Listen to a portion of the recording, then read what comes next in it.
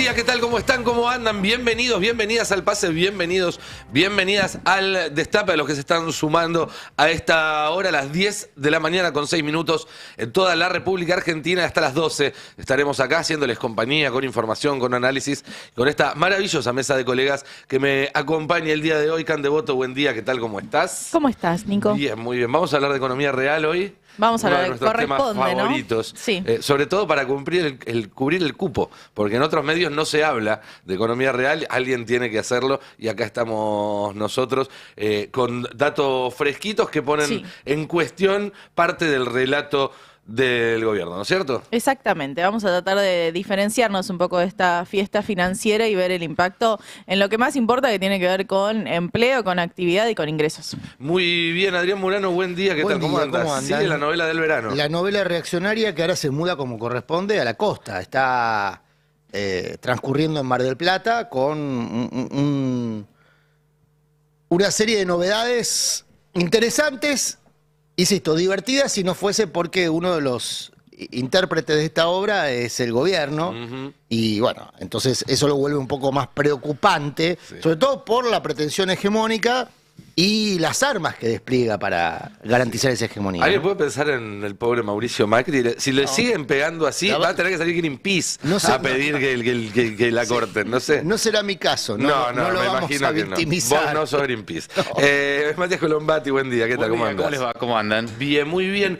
Está siendo un enero movido en términos laborales sindicales, un mes que suele ser un mes de respiro en los conflictos, porque los laburantes mismos quieren bajar un cambio en algún momento, pero cuando la realidad no te da mucho margen, pasan cosas como la que está pasando en este enero. Hay conflictos en Asíndar, en Villa Constitución, ahí en la provincia de Santa Fe, pero también hay conflicto en Vicentín, hay conflicto en Sancor, hay varios conflictos laborales atravesados también por paritarias que se están cerrando como quiere el gobierno, ¿no? Como la de la UOM, poniéndole el techo ahí de uno y pico por mes. Por lo tanto, íbamos a repasar cuáles son las últimas novedades en el mundo sindical y de los trabajadores. Muy bien, y como estamos a juego, te sale un bonus de segunda ficha porque aparece ahora con la ola de calor que está arrancando por estas horas en el centro del país, nuevamente el fantasma de los cortes de luz masivos. Bueno, se viene una ola de calor en serio, ¿no? Intensa, de arriba de 40 de térmica, se espera para el jueves, y ya el gobierno salió un poco a abrir el paraguas, me da la sensación, desde Camesa a decir, y miren, si no apagan un poquito el aire acondicionado, si no usan, si ustedes hacen lo que tienen que hacer, posiblemente evitemos los cortes de luz. O sea, tener mucho calor, básicamente. Sí, no prendan el aire acondicionado, el microondas al mismo tiempo, ese tipo de cosas, pero están advirtiendo que puede haber cortes de luz. ¿Se acuerdan que el año pasado ya Francos y el expulsado Chirillo de la Secretaría de Energía habían hablado de posibles cortes programados en el verano, ¿no? La ex canciller había mandado a comprar grupos electrógenos, recordemos. Es verdad, es verdad. Fernando Alonso, ¿qué tal? Buen día. Bien, muy bien. Yo soy el de la timba financiera. Vos no necesariamente. No me cae mal igual. No solamente. Porque hoy también vamos a estar hablando de este dato que salió en la ciudad de Buenos Aires sobre la cantidad de nuevos pobres, que te diría, más allá del dato en sí, es absolutamente incompatible con el relato del gobierno de que se está reduciendo la cantidad de pobres en el país, porque la ciudad de Buenos Aires, para empezar, tiene mejores condiciones que otras partes del país para hacer frente a esto, pero además es una ciudad donde la actividad económica va muy de la mano con la nacional. No hay una intermediación de un gobernador que puede tomar decisiones productivas que cambien un poco el destino del distrito. Hay una contradicción permanente entre el relato del gobierno y los números que van surgiendo de los organismos estatales, ¿no? Porque a veces nos guiamos por los informes que vienen del sector privado, que te vienen anticipando, que suelen tener métodos de recolección no tan profundos como tienen capacidad de hacer lo que es el INDEC o el INDEC de la ciudad de Buenos Aires. Entonces, cuando uno mira los números de los organismos oficiales de estadísticas, contradicen permanentemente el relato. Entonces no encontrás de dónde surgen los datos que te hablan de caída de la pobreza, que te hablan de situación financiera, porque decíamos medio en broma y medio en serio, seguimos la timba financiera, porque es una realidad hoy que parte de la construcción del relato del gobierno viene de la mano de la estabilidad cambiaria, de la estabilidad financiera y de la reducción en el proceso inflacionario que vive el país. Ahora, eso está encontrando algunos puntos de, no sé si de final, pero de quiebre, como puede ser esta semana y este mes, la licitación de deuda en pesos, que ya están todos poniendo en un ojo muy grandote. Muy bien. Vénganse a YouTube quienes no estén allí, porque tenemos una encuesta que tiene que ver también con esto, con la economía, con la inflación. ¿Cómo está la inflación para vos? ¿Los precios bajaron? ¿Todo sigue igual? ¿O los precios siguen subiendo? Esto tiene que ver también porque cuando uno mira, por ejemplo, hoy a la tarde va a salir el número de inflación del INDEC, el gobierno espera un número bajo para diciembre y terminar el año cerrando por debajo de el 120%, ¿no? Aproximadamente. Pero cuando uno mira los números de la ciudad también, que ya cerraron, dan bastante más alto. Y cuando uno mira los relevamientos que se hacen, como el que nos contaba el otro día Adrián, en los barrios, da más alto todavía. Con lo cual ahí también hay un ruido, ¿no? Entre lo que cuenta el gobierno y lo que se percibe luego en la vida cotidiana de la gente. Sí. Todo sigue igual, es voto cantado. Bueno. Por la Bien, canción, por la muy bien, canción, claro. sí, sí, sí. Viejas locas. Gracias, Colopati. Bien. Sigo. Por favor. La Me situación... traducía la referencia, me encanta. La situación en los barrios es particularmente angustiante. Ayer estaba hablando con un referente que está... hay una comuna de la Ciudad de Buenos Aires que tiene 4 villas. Una comuna, o sea, que reúne muchas vulnerabilidades, no necesariamente exactamente iguales, sino que cruzan distintos tipos de vulnerabilidad, pero en definitiva estamos hablando de una zona muy relegada en la ciudad. ¿Y por qué hablé con este referente? Porque ayer hicimos referencia nosotros acá de cómo se estaban intentando desarrollar negocios inmobiliarios en el cordón sur de la ciudad que involucra esta comuna. Y me decía, mira, acá ya están haciendo los preparativos para algunas obras importantes, algunas obras de infraestructura, y nosotros fuimos a reclamar que las obras de infraestructura sean direccionadas a los barrios que ya existen, Claro. y que en algunos casos, en el caso de la Zabaleta, por ejemplo, tiene 2 canillas para 40 manzanas. 2 canillas. 2 canillas. Bueno, hablando un poco de la situación, derivamos en la charla económica, porque hoy se iba a conocer la cifra de inflación, y me dice, mirá, el otro día cuando hablaste del tema de la inflación en barrios, fui al almacén, lo comentamos con él y me dijo, no solamente están aumentando mucho los alimentos en los almacenes en los barrios, sino que además están aumentando muchos aquellos productos que llenan la panza. Los farináceos, fideos, arroz, se están disparando los precios de los productos que consumen los sectores populares, que no son alimentos, es decir, llenan la panza, son alimentos, digamos, Claro, pero sí, no es el precio de la son- carne. Y no son... No son nutritivos, no Desde el punto de colaboran vista con la nutrición nutricional, claro, desde el de punto de una vista persona nutricional, en formación. no son los- ¿Tendrá algo que ver la pelea con el campo? ¿Le estarán anticipando? Ayer salió un dato, en este sentido que vos decís, de que se ensanchó la brecha entre el productor y la góndola. A 3,9 veces, ¿no? Creo que subió 14%, es decir, los productores perdieron 14% en el último mes de noviembre, creo que es a noviembre Sí. la estadística. Bueno, un poco es esto que vos decís, Fer. Los productores están ganando menos que lo que ganaban por productos que se desvalorizan en términos de ingresos, pero no en términos de venta, porque la brecha se ensancha por dos razones, digamos. O porque el producto está más caro en góndola que lo que cuesta producir y el costo de la producción se mantiene más o menos estable, o porque aumenta más el costo de la producción. Ahora, lo que está pasando, y ustedes dirán, Cande, Fer, si la percepción que tengo es acertada, es que aumenta el precio de la producción, pero mucho más aumenta el precio en góndola, porque en muchos casos muchos productores están verticalmente integrados. Caso Molino, produce y comercializa. Entonces, no solamente cubre precio, sino que Sí. hace renta adicional. Aprovecha para aumentar el margen, que es algo así como, lo usó este gobierno, este término que dijo inflación reprimida, y marca un poco esta realidad de que en cuanto pueden, quienes comercializan, sobre todo alimentos, que es un sector que está recontra concentrado, y van por el margen de ganancia que por ahí durante el año no pudieron impulsar tanto como hubiesen querido, porque efectivamente los precios de los alimentos no aumentaron tanto como el de los servicios, por ejemplo, pero que no lo hacen porque todavía la demanda no se recompone. Yo ahí tengo un datito para sumar que me parece que da el ejemplo perfecto de esto, porque es incluso cuando la actividad muestra algunos signos de por lo menos haber encontrado un piso de actividad, en la placa 5 vemos como, a pesar de que uno puede ver un leve aumento en la industria o en la construcción, la línea de supermercados, que es la gris, uno ve una caída muy pronunciada en la línea naranja, que es el sector de la construcción, obviamente el gran perdedor de la gestión de Javier Milei.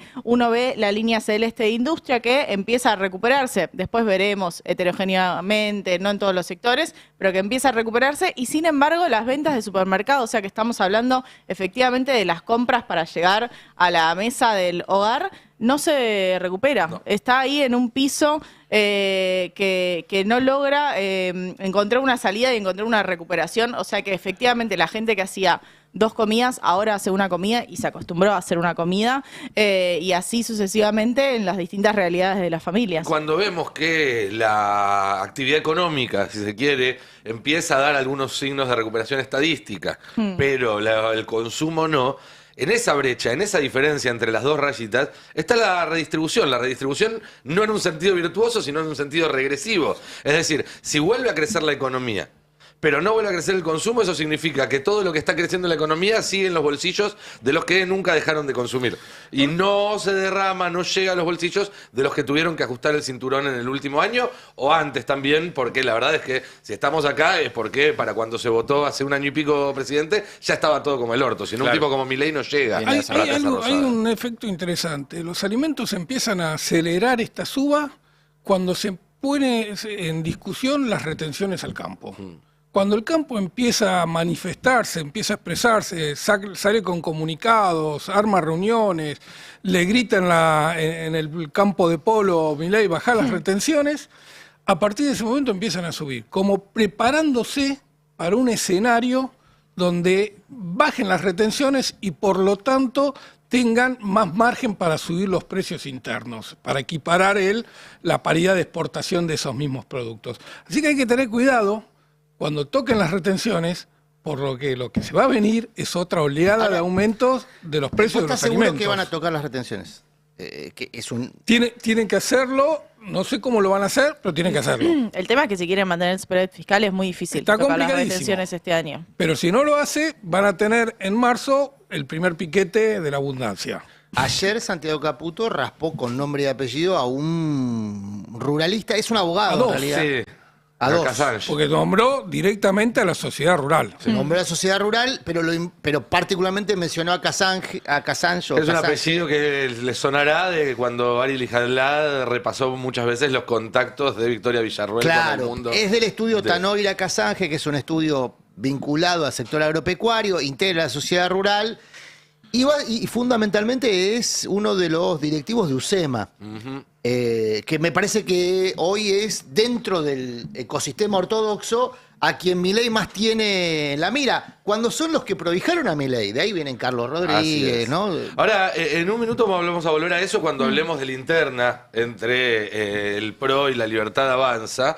Pero antes, tenemos un móvil que salió en estos días a la calle del Destape a preguntarle a la gente cómo veía el tema de los precios, cómo veía el tema del bolsillo, y nos parece interesante compartirlo con ustedes. ¿Usted alquila o es propietaria? No, alquilo, de un ambiente. Dificilísimo, 400.000 pesos y 120 y pico de despensa, más luz, gas, agua, todo. ¿Más de 600.000? Sí. ¿Usted alquila? ¿Cómo está el tema de los alquileres, el valor? La miércoles, ¿como o vivo en casa? Para mí me perjudicó, porque antes vivía mejor, las expensas no estaban tan altas, las cosas no estaban tan caras, todo eso. Hoy no me puedo comprar nada. Y no llego a los 300.000 pesos. ¿Y la factura de luz cuánto le Y la viene? factura de luz te viene 40, te viene de gas, te viene la misma plata. El cable ya no lo podés seguir pagando. Ya hay casi 1000 votos en la encuesta que pregunta cómo está la inflación y la verdad es que el resultado es abrumador. Lo que todo el mundo percibe, porque es lo que sucede, es que los precios siguen subiendo en las góndolas, en las vidrieras, en las pantallas. No importa de qué forma compres, porque hoy en día también hay muchas formas de comprar, pero el factor común es que los precios siguen subiendo. Los invitamos a sumarse al canal de YouTube y participar de la encuesta. También pueden dejarnos mensajes, como por ejemplo Rami, que comenta que los servicios y la comida se llevan todo el salario. Adriana, que dice carne, fideos, medicamentos, todo sube todos los días. Abuela dice, es un lujo comer directamente. Tremendo. Y eso es lo que sucede en muchos hogares argentinos. Algo que además, insisto, no es un efecto secundario, un efecto colateral del plan de este gobierno, sino que es precisamente lo que vinieron a hacer. Yo me acuerdo que alguien que en ese momento era periodista, tenía un programa en La Nación Más y hoy es funcionario, Eduardo Serenellini, que cuando Milei ganó o estaba a punto de ganar, decía, bueno, ahora lo que se viene es un gran sacrificio que tenemos que hacer todos. Algunos cambiarán sus hábitos de vacaciones, otros no cambiarán el auto y otros deberán comer una vez por día. Es decir, esto era parte del plan. Como dice Santiago Caputo, todo marcha acorde al plan. Si vos vas al supermercado y tenés que dejar cosas en la caja, eso es parte del plan de este gobierno. Si vos tenés que dejar de comer para que tus hijos puedan cenar, eso es parte del plan de este gobierno. Es importante que eso se entienda, porque eso es lo que también nos permite pensar hacia adelante qué es lo que va a pasar. ¿Se va a recuperar el poder adquisitivo? ¿Se va a recuperar el consumo? La verdad es que en este contexto no, porque si pasa eso vuelve a subir la inflación. Ahora, lo que es notable también es cómo aumenta. Por un lado, esto que decimos, ¿no? El endeudamiento familiar. Hay un informe de Eugenia Rodríguez en El Destape que habla de que el 50% de las compras de alimentos en supermercados es con tarjeta de crédito. Es decir, Claro. se financia la compra de alimentos con la tarjeta en los supermercados. Gente que no llega a fin de mes, los testimonios que escuchábamos recién. Y después Florianópolis lleno, aumentan los autos importados, la compra de autos importados en la Argentina. Vamos, hay como dos Argentinas. Sí, conviviendo, ¿no? es la Argentina a dos velocidades. Exacto. ¿Te puedo mostrar en completamente. una placa el impacto de esto que estás hablando? Por favor. Porque en la placa 3 tenemos los datos de pobreza en la ciudad de Buenos Aires. Y vos podés decirme, nada más, 28% de pobre. Creció 2.3 la pobreza en la ciudad de Buenos Aires si comparás el tercer trimestre del año pasado, del 2023, con el tercer trimestre de 2024. Y esto es significativo porque el tercer trimestre del 2023 ya estabas impactado por la aceleración de los precios. Y siempre recordamos que en Argentina la pobreza se mide por ingresos. Significa que cuando tenés aceleración de la inflación, la pobreza te dispara muy rápido. Claro. Y en el tercer trimestre del año pasado ya tenías el proceso de desaceleración de la inflación que te va bajando, te va sacando estadísticamente gente de la pobreza. Por lo tanto, estás comparando un mal trimestre del 2023 con un buen trimestre del 2024.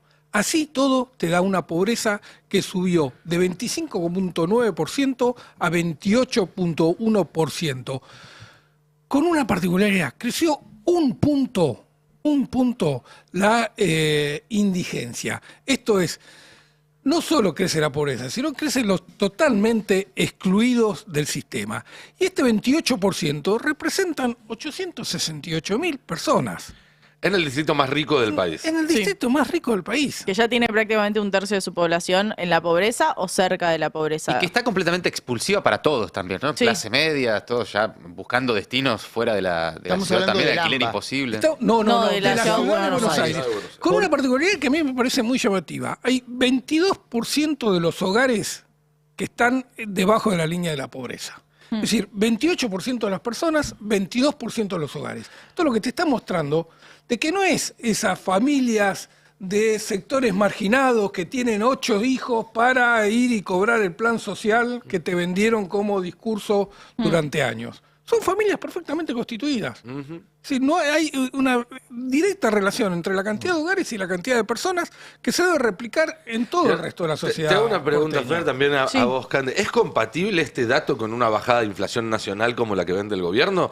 Porque a mí, sin las herramientas que tienen ustedes, se me ocurre que si en la ciudad más rica del país, y que además es una ciudad que por sus características no es que tiene una actividad propia que se puede... Digo, Neuquén, Vaca Muerta te puede explicar Claro. una tendencia distinta que la del resto del Total. país. La ciudad de Buenos Aires no. Entonces, ¿se puede pensar que en la ciudad de Buenos Aires hay 70.000 pobres más que un año antes y que en el resto del país hay menos pobres que hace un año? Yo tengo una teoría, a ver, Cande, Sí. esto no es un problema que se desaceleró la inflación, esto es un problema que te destrozaron los ingresos de la sociedad. Claro. Sí, ya no importa si la inflación es cero. Si vos no tenés capacidad de consumo, estás congelado. Yo estoy de acuerdo con eso, pero también hay que sumar una idea porque el gobierno viene muy fuerte con esta narrativa de solucionamos el problema de la inflación. Y la realidad es que el número que estamos esperando hoy es un número del 2,5, 2,7% de inflación mensual. Eso no es resolver la inflación. Digo, hay una inflación que sigue sucediendo mes a mes, que va comiendo los ingresos y que además es una inflación muy desproporcionada en el peso que tienen los servicios. Digo, cualquier persona que pague una prepaga lo ve en ese bendito mail que llega casi todos los meses con aumentos por encima de la inflación. Y si no lo ves en la tarifa de comunicaciones, que también suele ir por encima de la inflación, en la tarifa de luz, de gas, en lo que pagas en el colectivo, en lo que pagas en el transporte. Entonces, esa venta de ya resolvimos la inflación está muy lejos de ser una realidad en ingresos que bueno, se vienen alineando, después Mati lo va a hablar mejor, ¿no? Pero esas paritarias que se vienen alineando a la baja. Entonces sí, todavía sí. falta Hay un puntos camino para por que- recorrer para perdón. resolverlo. Sí, hubo, un viral justo en estas últimas horas de una chica que cuenta que fue a presentarse en una entrevista de Sí. trabajo en una cadena de pizzerías muy importante y por un laburo de, creo que eran 8 horas por día, 7 días por semana prácticamente, le ofrecían 360.000 pesos, cuando la canasta hoy está en el triple de Es eso. más que el salario mínimo, hermano. Veámoslo. Es más que salario mínimo, sí. No sé por qué TikTok no me deja subir esto, así que vamos a probar acá. Hoy fui a una entrevista de trabajo para las pizzerías Kentucky y da vergüenza lo que ofrecen a sus empleados. 360.000 pesos por un puesto full time de 54 horas semanales, como mínimo, porque si es en el turno noche es hasta el cierre, vaya a saber cuánto vas a trabajar ahí. La verdad que da vergüenza y ustedes dirán, bueno Meli, si a vos no te gusta, decís que no y listo. No hay problema, yo vengo a mi casa y sigo con mi vida como si nada. Yo tengo un privilegio enorme y soy consciente de eso. Tengo 2 padres que se preocupan porque a mí no me falte nada y que no tenga que andar aceptando ese tipo de trabajos tan miserables, pero a mí este privilegio no me nubla la vista y sé que hay gente que realmente necesita trabajar porque si no, no come o se queda en la calle. Lo que a mí me molesta mucho es que empresas como Kentucky, que no dejan de abrir sucursales, ofrezcan este sueldo porque sabe que la gente necesita porque va a aceptar porque no le queda otra. Básicamente se aprovechan de la necesidad que hoy hay en Argentina y da bronca, la verdad, porque el dueño de Kentucky debe estar con los bolsillos llenos de guita mientras a sus empleados los explota básicamente. Es más gruesa la esclavitud porque no sé, ni siquiera te podés pagar un techo con esa plata. Pero bueno, espero que esto se haga viral y que la gente conozca lo que están pagando ahí. Bueno, todo va de acuerdo al plan, diría Santiago, o la cuenta que se le atribuye a Santiago Caputo, porque es el plan, Ese es el plan. famoso ejército de reserva, gente desesperada trabajando por nada, Claro. la generación del 80, digamos, la Argentina de la manteca al techo para un grupito de privilegiados. Ese es el plan de Milei explícito. Sueldo Aquí- bajo o no tener laburo. Por eso aquí no hubo engaños, ¿eh? A diferencia de otros procesos políticos, el de Menem, por ejemplo, si hubiese dicho lo que iba a hacer no me votaba nadie. Bueno, acá no hubo engaños. Acá se dijo exactamente cuál era el plan. Después, que cada cual haya interpretado esas palabras de manera distinta, es otra película. Mucha gente que no creyó que eso iba a ocurrir, Macri diciendo no va a hacer todo lo que piensa hacer, no lo vamos a dejar. Después todos los matices interpretativos que ustedes quieran. Pero la verdad es que si uno escucha en términos literales, el plan era este. Bueno, está aquella famosa conversación, debate entre Milei y Grabois en el programa de Fontevecchia, que el propio Milei le dice, vos tenés la libertad de no elegir un trabajo Claro. en el que te explotan. La libertad de morirte de hambre, le dice Grabois. Sí, la libertad de Sí, morirte de hambre. Claro, por eso digo, hay que escucharlo en el sentido literal a Milei, Claro. porque es bastante concreto en esas cosas. Ahora, 2 cosas respecto a este video. Lo que dice Fer, no es solamente Milei. acá hay muchas complicidades que confluyen en un estado de pauperización del salario. Complicidades que exceden la posición gubernamental, por ejemplo, la de los empresarios, que piden un salario mínimo que era incluso menor al que está ahora. Sí, no mucho menor igual. Bueno, el gobierno creo que le puso 700 mangos encima. Por eso, pero digo, el sistema empresario argentino, que se supone que vive del mercado interno al que destruye, hay una patología ahí que en algún momento va a abordar seriamente, digamos, ¿no? Y cuando hablo de sistema, involucro las excepciones, para que nadie se ofenda. Hay excepciones, en toda regla hay excepciones. Pero cuando hablo de sistema, hablo de la regla. Bueno, la regla empresarial de Argentina es destruir el mercado interno del cual vive. Y vive muy bien, digamos. Bueno, extrema ahora sus posiciones de privilegio aprovechando estas circunstancias de ley de la selva. En marzo, esto después voy ya anunciando, como me indicaron, lo que va a ser al hueso en el próximo programa. Antes de Maldita Suerte y después del pase, vamos a hacer un programita donde vamos a meter un comentario al hueso que tiene que ver con algo que está pasando bajo radar. En marzo se termina la moratoria jubilatoria. Sí. Sí. La narrativa que se está construyendo en torno a la moratoria jubilatoria es la que escuchamos muchas veces en los medios de la derecha. La gente que no tiene los 30 años de aportes no los tiene porque... Por vagos. Por vagos, porque evadieron, Sí. no porque fueron negreados, explotados, porque el patrón se quedó con sus aportes de manera ilegal. Nada de eso está en la narrativa. O porque fueron las mujeres que criaron a ellos O mismos. porque fueron las mujeres que crearon, o las mujeres que hacen trabajo en casas particulares, que en general tienen un altísimo nivel de precarización laboral Recién en 2013 tienen su régimen especial. y no pueden, por esta cercanía en el tiempo, cumplimentar los 30 años de aporte habiendo trabajado mucho más que 30 años. Totalmente. Bueno, eso va a terminar ahora. Es decir, que se va a someter a una importante porción de la población argentina a no tener una jubilación. Adrián, vos citaste... Iba a decir digna, pero me quedé en jubilación, ¿se entiende? Sí, ¿no? sí, sí. Porque Vos tampoco es citaste digna. por lo la menos la Argentina del fin del siglo XIX. La única esperanza que uno tiene es que esa Argentina de finales del siglo XIX terminó en una revolución. Y una revolución a los tiros. La revolución de las flores, decís vos. La del revolución del parque. Del parque. La revolución del parque. Que fue, digamos, el acta fundacional precuela de la de- Unión Cívica Radical cuando eran radicales claro, en el sentido cuando- literal de la palabra. Fue la revolución que trajo el voto secreto, universal y obligatorio, en principio solo de los hombres, pero bueno, fue el que creó la ley de Sáenz Peña y cambió el sistema político argentino. Yo no sé Que si... Milei siempre puso en ese momento el momento de comienzo de la decadencia argentina. Claro. Ese es el aporte de Milei a ese relato. Macri te decía, Argentina empezó su decadencia en el 45 con el peronismo, y Milei decía, no, Argentina empezó su decadencia en el 16 con el voto universal. Ahí ya te queda muy claro, digamos, cuáles son sus intenciones y cuáles son sus ideales. Así que yo creo, no sé, no estamos planteando, no hay clima de que esta Argentina termine en otra revolución, pero se están esmerando mucho Sí. en generar las condiciones. Quiero compartir con ustedes lo último por el tema precios, sobre todo para estimular a que vayan a YouTube y voten. Sí, ya hay casi 1.600 Bueno, votos. Fíjense, vuelvo al índice de inflación en los barrios, que un poco marcan estadística de esto que estábamos contando con algunos ejemplos. La evolución de la inflación en almacén, ahí están los farináceos que veníamos contando que vienen subiendo fuerte en el último periodo, anota una inflación anualizada, en la variación de la era Milei, que es un año calendario, ahí justo se me fue ahí está, 147.9. Es decir, que bien por encima de la inflación, ¿no? La verdulería más o menos viene en línea con la inflación, 124% anualizado. Y la carne, fíjense la variación mensual diciembre Sí. contra noviembre, 20%. Esto es inflación en barrios, ¿eh? Sí. Lo que te dice el sector es, bueno, no veníamos aumentando tanto en el año. La inflación reprimida o Exacto. retrasada, es verdad, pero 29, y la carne pondera en la estadística medio falopa, que es la que se va a conocer hoy. Medio falopa, digo porque... Es la que tenemos. Es No, la- no. ey. Pero pará, medio falopa porque quedó muy desactualizada, tiene ponderadores. Sí, es una canasta que no antiguos. representa bien el consumo. Exactamente, medio falopa, no estoy hablando mal de los técnicos, sino Ahora- que digo que, bueno, un poco sí también hablo mal de los técnicos porque no la renovaron. Ahora en un ratito vamos a entrar en detalle Sí. en qué se espera para esta tarde en términos de INDEC, Sí. porque tiene que ver directamente con esto.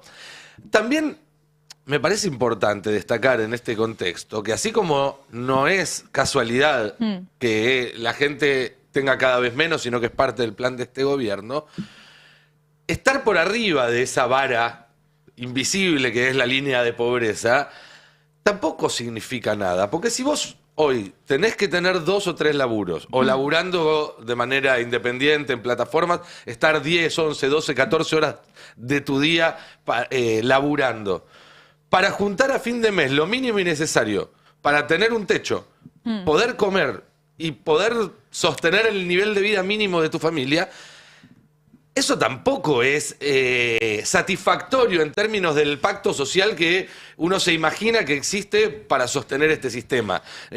Siempre la idea, era trabajar para vivir, no vivir para trabajar. Es un lugar un poco común, pero me parece que grafica perfectamente esta época y es un problema que excede a la Argentina. Sí. Pero si no nos quedamos con los que no llegan, que son muchos y que tienen un problema enorme, pero acá parte del problema es que los que llegan, que en la Argentina históricamente tuvieron un nivel de vida superior al de otros países de la región, ahora llegan apenas raspando a tener un nivel de subsistencia. Ya no está ese diferencial que le daba al argentino el acceso a otros consumos, el acceso a otras posibilidades. Yo creo que en parte es cierto, pero también sucede que la apreciación cambiaria lo que te permite es que si tenés algún tipo de excedente, o sea, si sos un trabajador privado registrado de un sector sindicalizado, por ejemplo, y probablemente el excedente que tengas te permite ir a Brasil, te permite esas comodidades que históricamente busca la clase media. Yo veía un tuit el otro día que era buenísimo, que decía la apreciación cambiaria, mientras dure la apreciación cambiaria,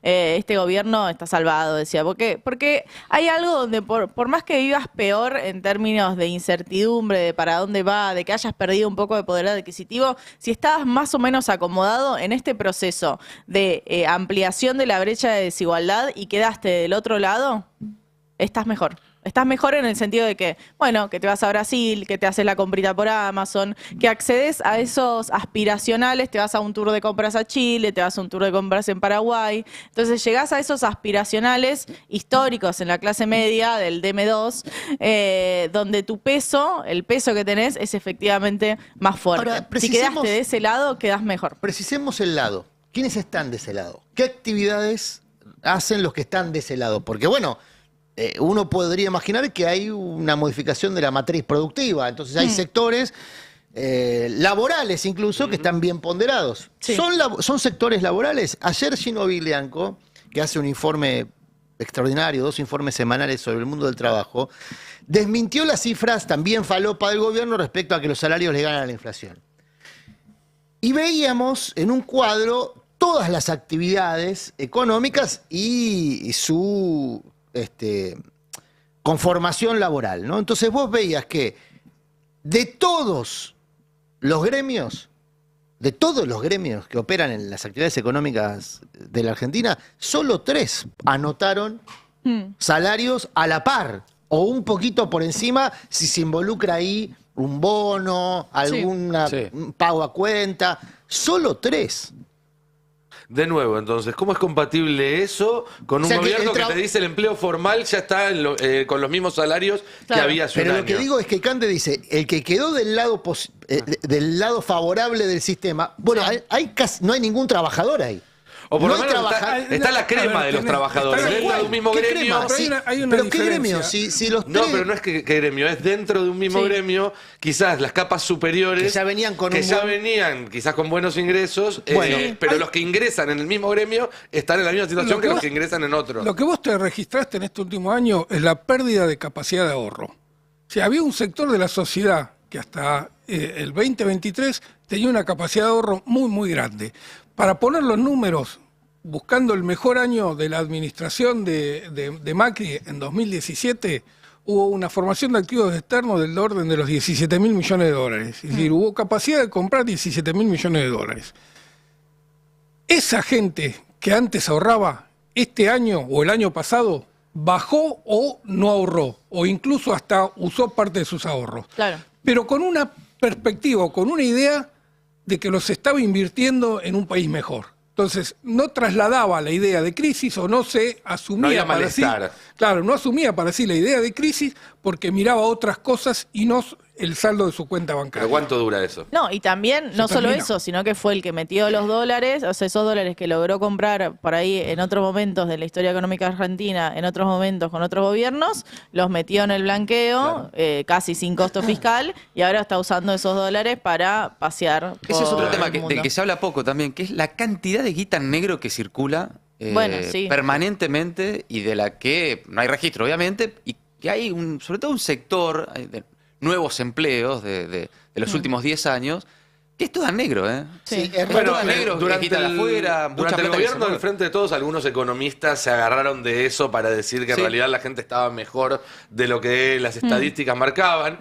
Después en las urnas, en todo caso, se dio cuenta de que si ese bienestar existía, no se lo atribuían al gobierno No, precisamente. pero es notable, Pero sí, en sí, sí. cualquier comercio está el cartelito en efectivo 10% de descuento, todo el mundo pagando en efectivo, sacando en efectivo para Sí. pagar, a veces, no para pagar la comprita en el chino, para pagar cosas grandes.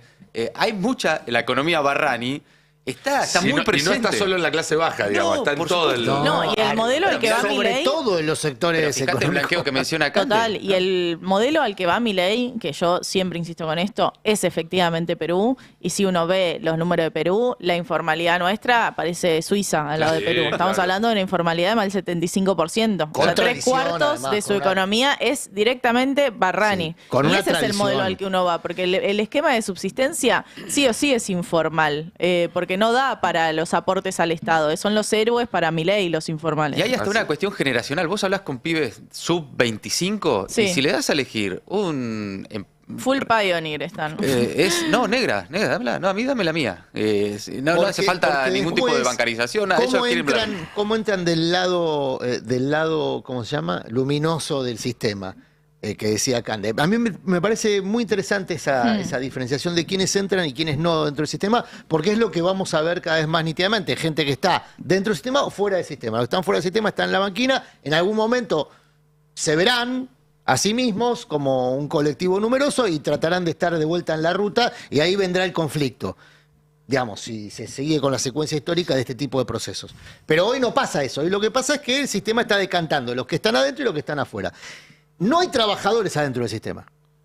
Otra vez, no hay. O los trabajadores Trabajador que mejor clásico, en pa- relación de dependencia. No, y los trabajadores informales han perdido también mucha capacidad de Es como de muy- sí, compra. es un universo muy heterogéneo, la Sí. informalidad. ¿Quiénes Hay gente están? con mucha guita. Bueno, ¿quiénes están? Sí. Están los que timbean, Sí. por eso Los que laburan para afuera, vemos entonces no, los profesionales no que lo dan formalizan. profesionales. los que que dan laburan servicio. para afuera te diría que hasta ahí, porque con la apreciación del tipo de cambio, ya Sí, pero igual, vos tampoco podés te ser un pagan tan programador genial y de ganar afuera, ¿no? $3.500 y estás re bien Sí, está acá en bien, pero Argentina. incluso- no te regalan la guita. pero- No es tan afuera. difícil No, pero como incluso programador. el que gana Ah, como $1.500 programador, está bien, Claro. bueno. Pero incluso el que gana $1.500 los trae en negro y los usa en negro. Claro. Digo, Sí, más allá de que no le sobre tanto, bien. lo Sí. poco que tiene, o lo más o menos que tiene, como todavía no hay una manera legal de cobrar afuera y traer esa plata Y hay acá, varios lo mecanismos. mandan a Feria de la través de una Salada. cueva. Tenemos la Feria de la Salada, es la expresión Sí. máxima Y la de dulce la ahora. economía. Y ahora tenés la Ya, dulce. pero la dulce es muy chiquitita. Pero ni siquiera la ¿no? salada. Vas a los shoppings y Efectivo. el efectivo cotiza. Correcto. Sí. Hay que ir a- Sí, tal cual. ¿viste? Y te das Entonces- cuenta que se va incentivando en este gobierno. Yo Sí. veo cada vez más locales que te dicen descuento en efectivo. Y yo en un momento Lleno. no lo veía. ¿Por qué? Porque había una política, hubo momentos de Argentina donde vos incluso si pagabas con débito te reintegraban una parte, que tiene que ver con intentos de formalizar la economía, que formalizar la economía de nuevo es un Estado que efectivamente tiene más dinero para hospitales, para... Después discutamos si el Estado lo hace o no.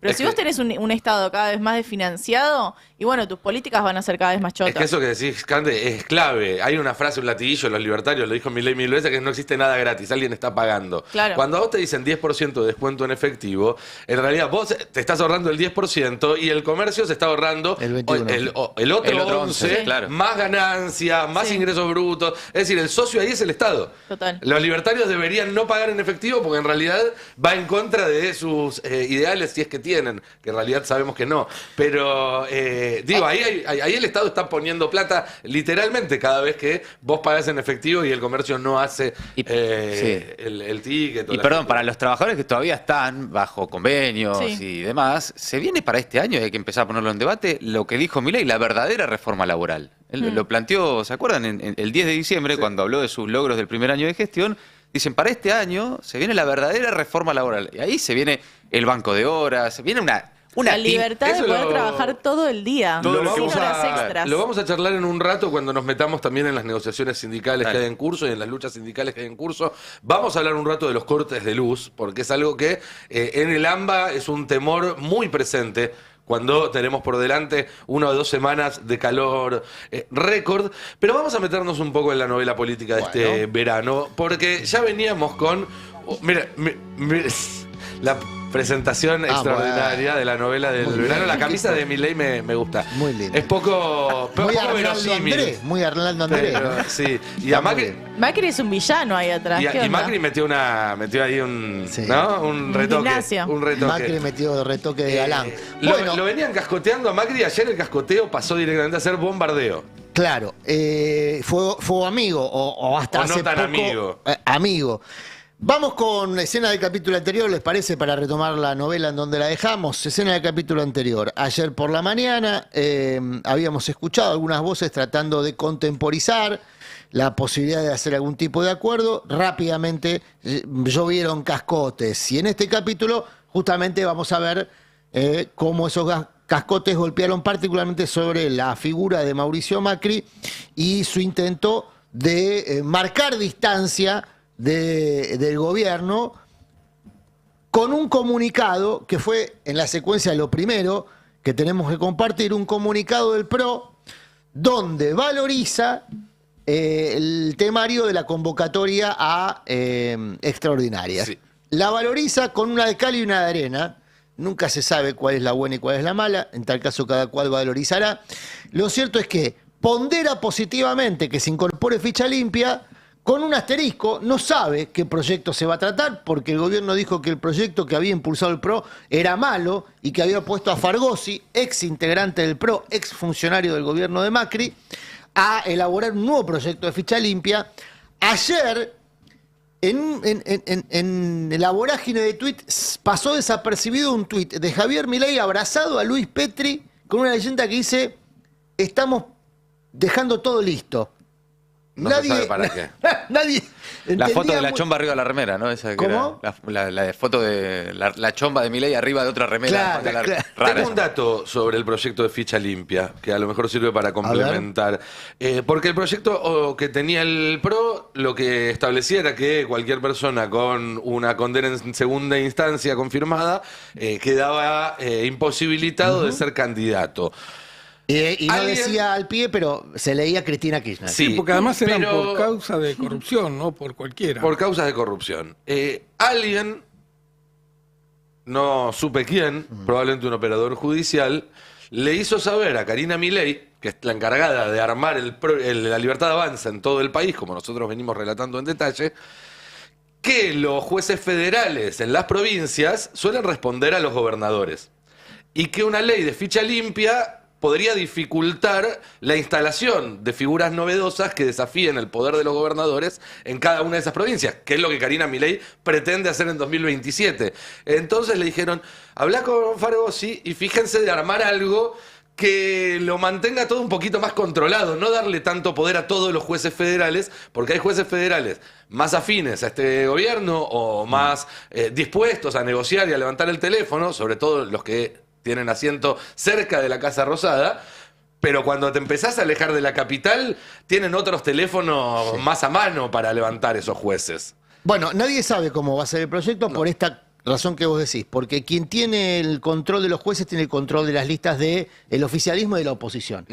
Pasa a nivel nacional con la Justicia Federal de Comodoro Pi y pasará a la Justicia Federal de cada provincia y en la justicia local, porque hay muchas provincias que probablemente asumirán como propio, en su propia legislación, un Replicarán. sistema de ficha limpia, Así es. como ya está ocurriendo en algunas provincias, que se está avanzando con un sistema local de ficha limpia. Porque claro, el que maneja un juez maneja la lista de la oposición. Se viene un festival de proscripciones en todos Un lados. festival de la proscripción. Un vaso de agua y una proscripción no se le niega a Claro, nadie. exactamente, un No, festival de la buenísimo. proscripción en el formato del proyecto que impulsa el PRO.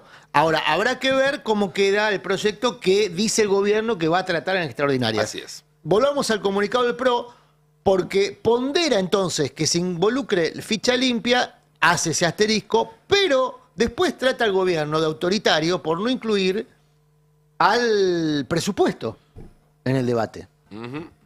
Y la palabra autoritaria relacionada con el presidente Milei trae rémoras de campaña, de cuando el PRO justamente caracterizaba de ese modo a Milei, ¿no? Como un déspota, un proyecto despótico.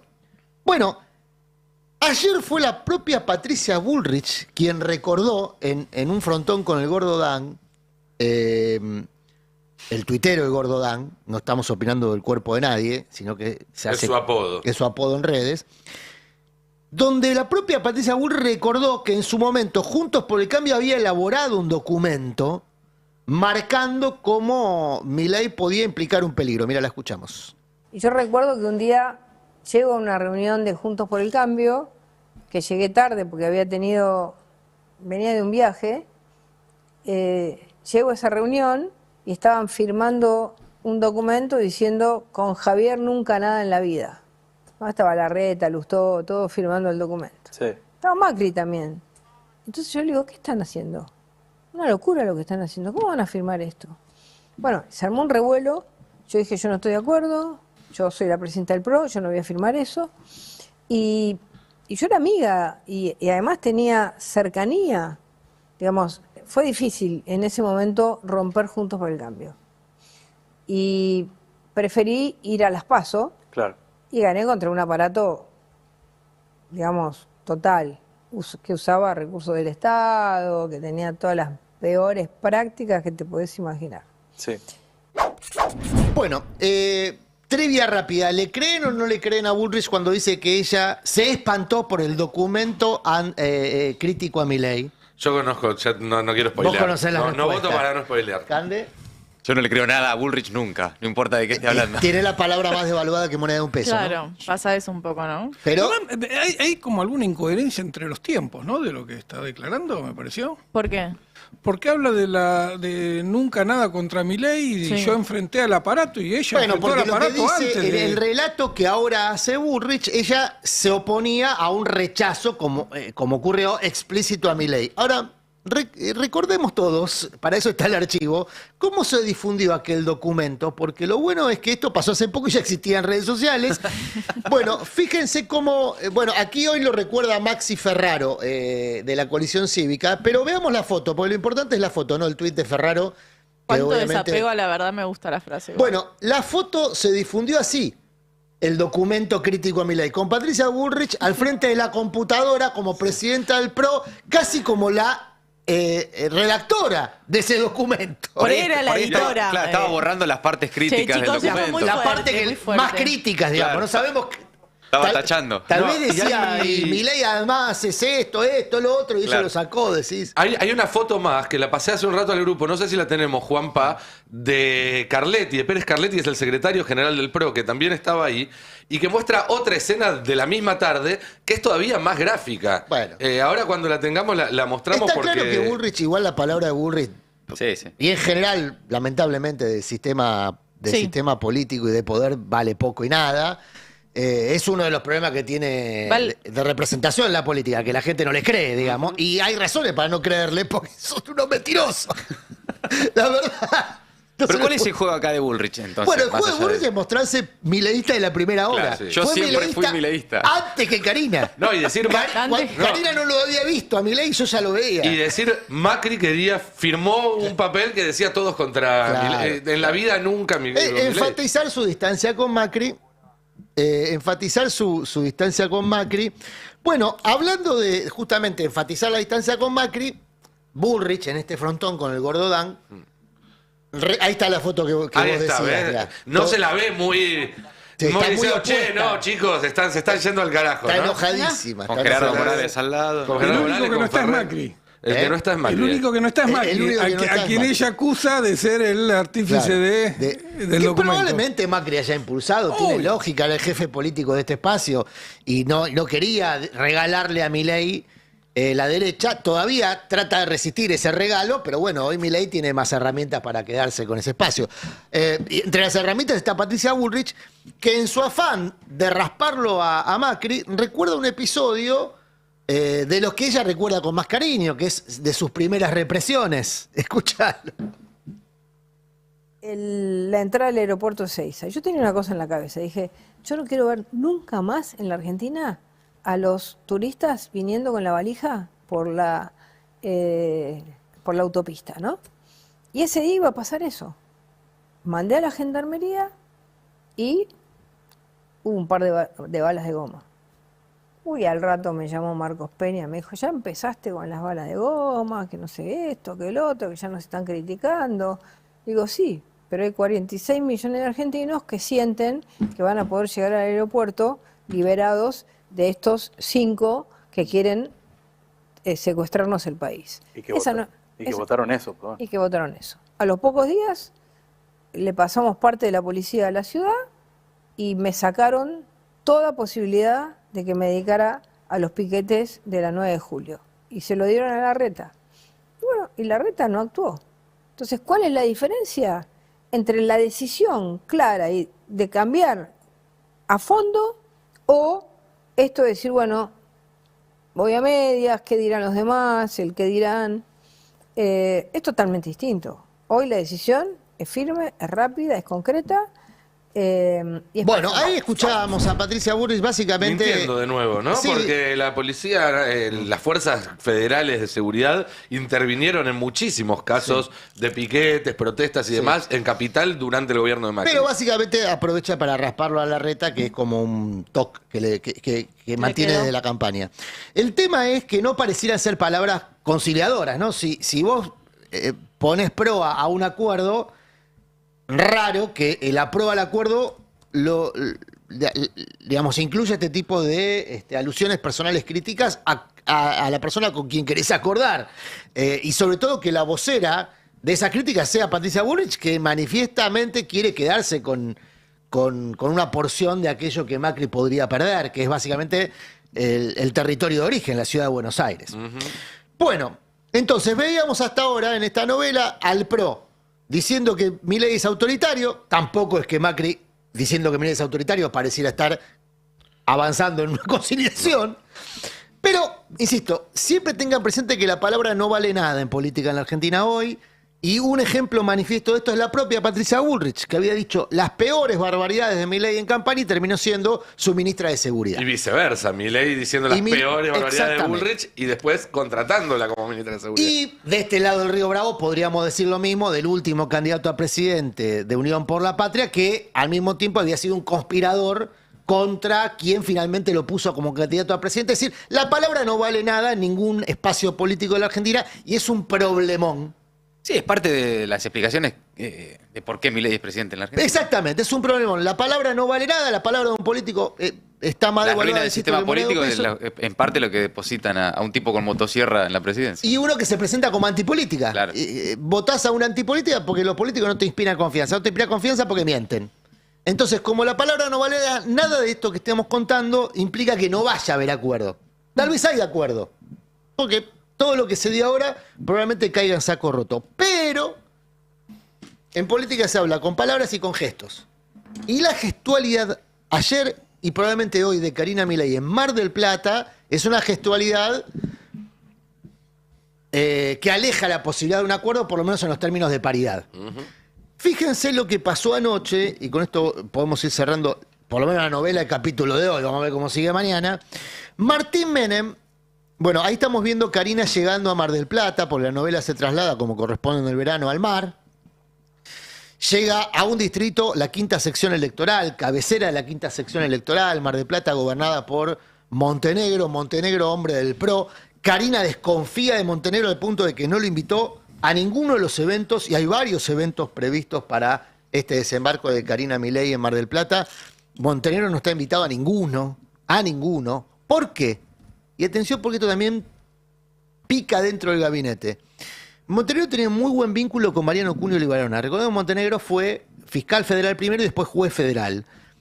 En esa condición hizo muy buen vínculo con Mariano Cunio Libarona y según Karina Milei, o le hacen llegar a Karina Milei, Cunio Libarona y Montenegro hablan muy seguido porque Montenegro mantiene muy buen vínculo con varios funcionarios judiciales de Comodoro Pi.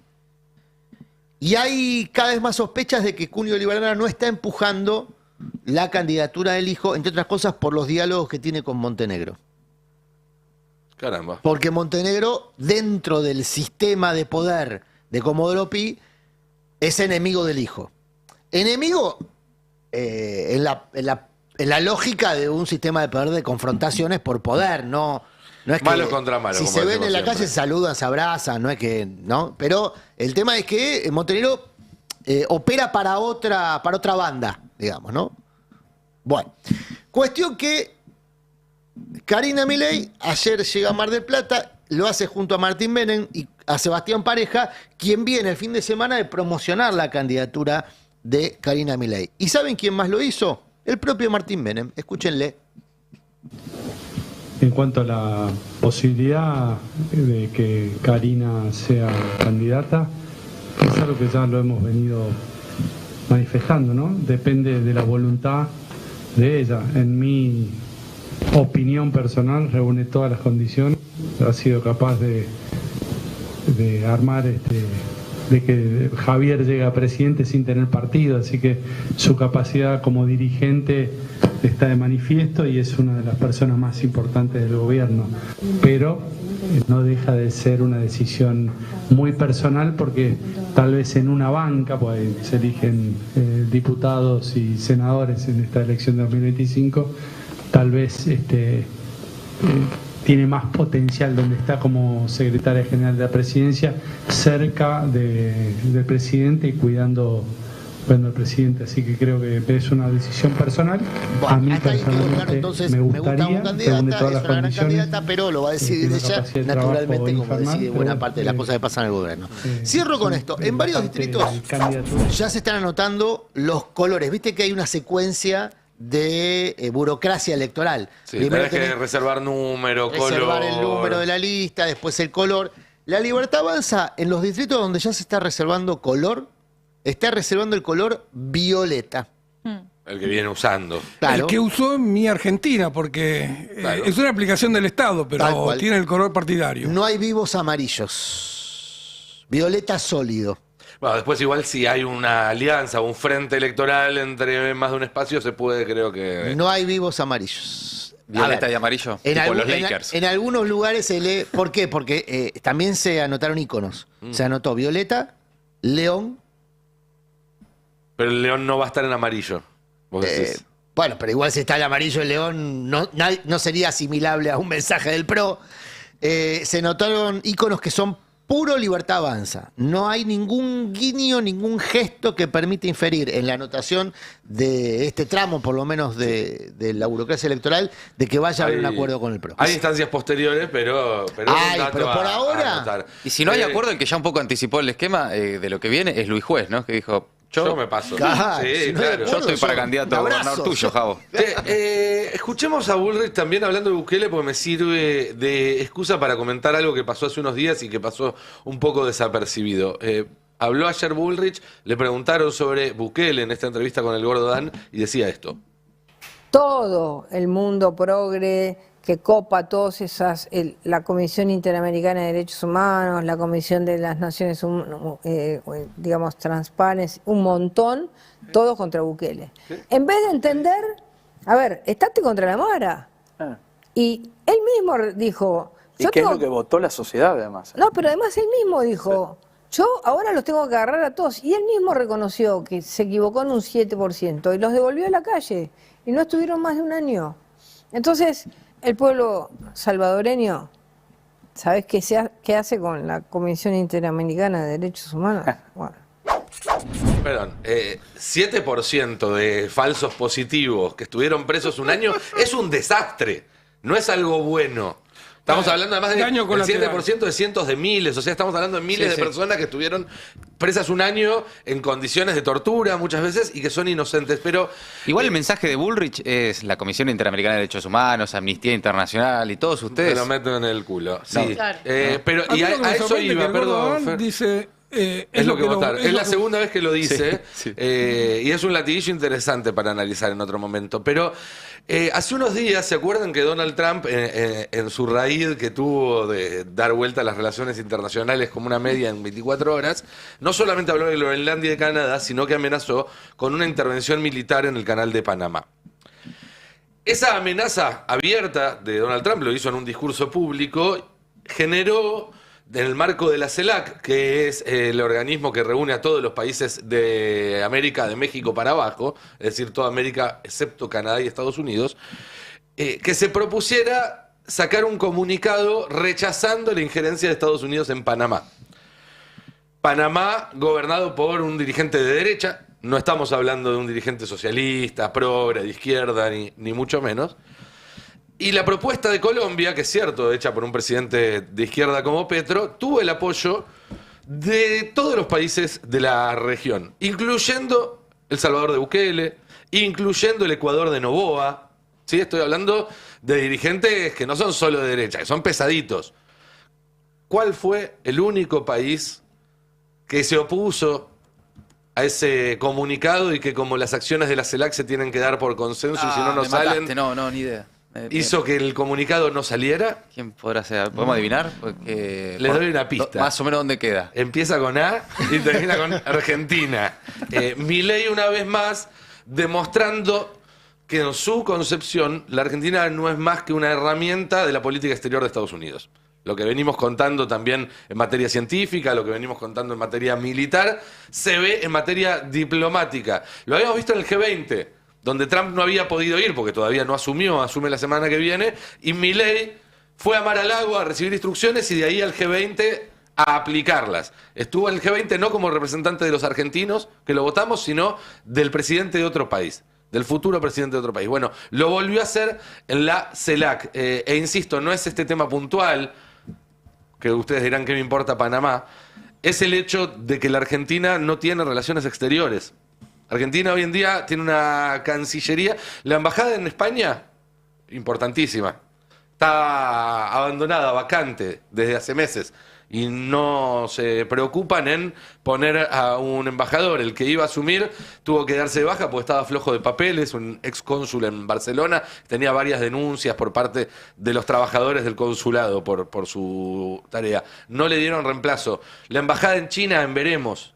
Es decir, toda la política exterior argentina en este momento está puesta en ser una herramienta de los Estados Unidos y eso, además de ser en sí mismo un motivo de juicio político y de ser un incumplimiento absoluto del juramento de los funcionarios involucrados, del presidente para abajo, es patético. La verdad, para un país con la historia y la magnitud de Argentina, es realmente patético y lamentable. Vamos a hablar un poco de cómo está el panorama laboral, Mati, ¿te parece? Porque tiene que, a ver, todo esto tiene que ver con todo, no son escenas aisladas, cuando hablamos de la deuda, cuando hablamos de los ingresos, cuando hablamos de la política exterior, cuando hablamos de las reformas laborales y de las políticas laborales, son parte de un escenario completo que se resume en una frase del propio Milei: vengo a destruir el Estado desde adentro. En las últimas horas se cerró la paritaria de la UOM, paritaria importante, de la Unión Obrera Metalúrgica. Cerró la paritaria con un aumento del 12,3% hasta marzo, con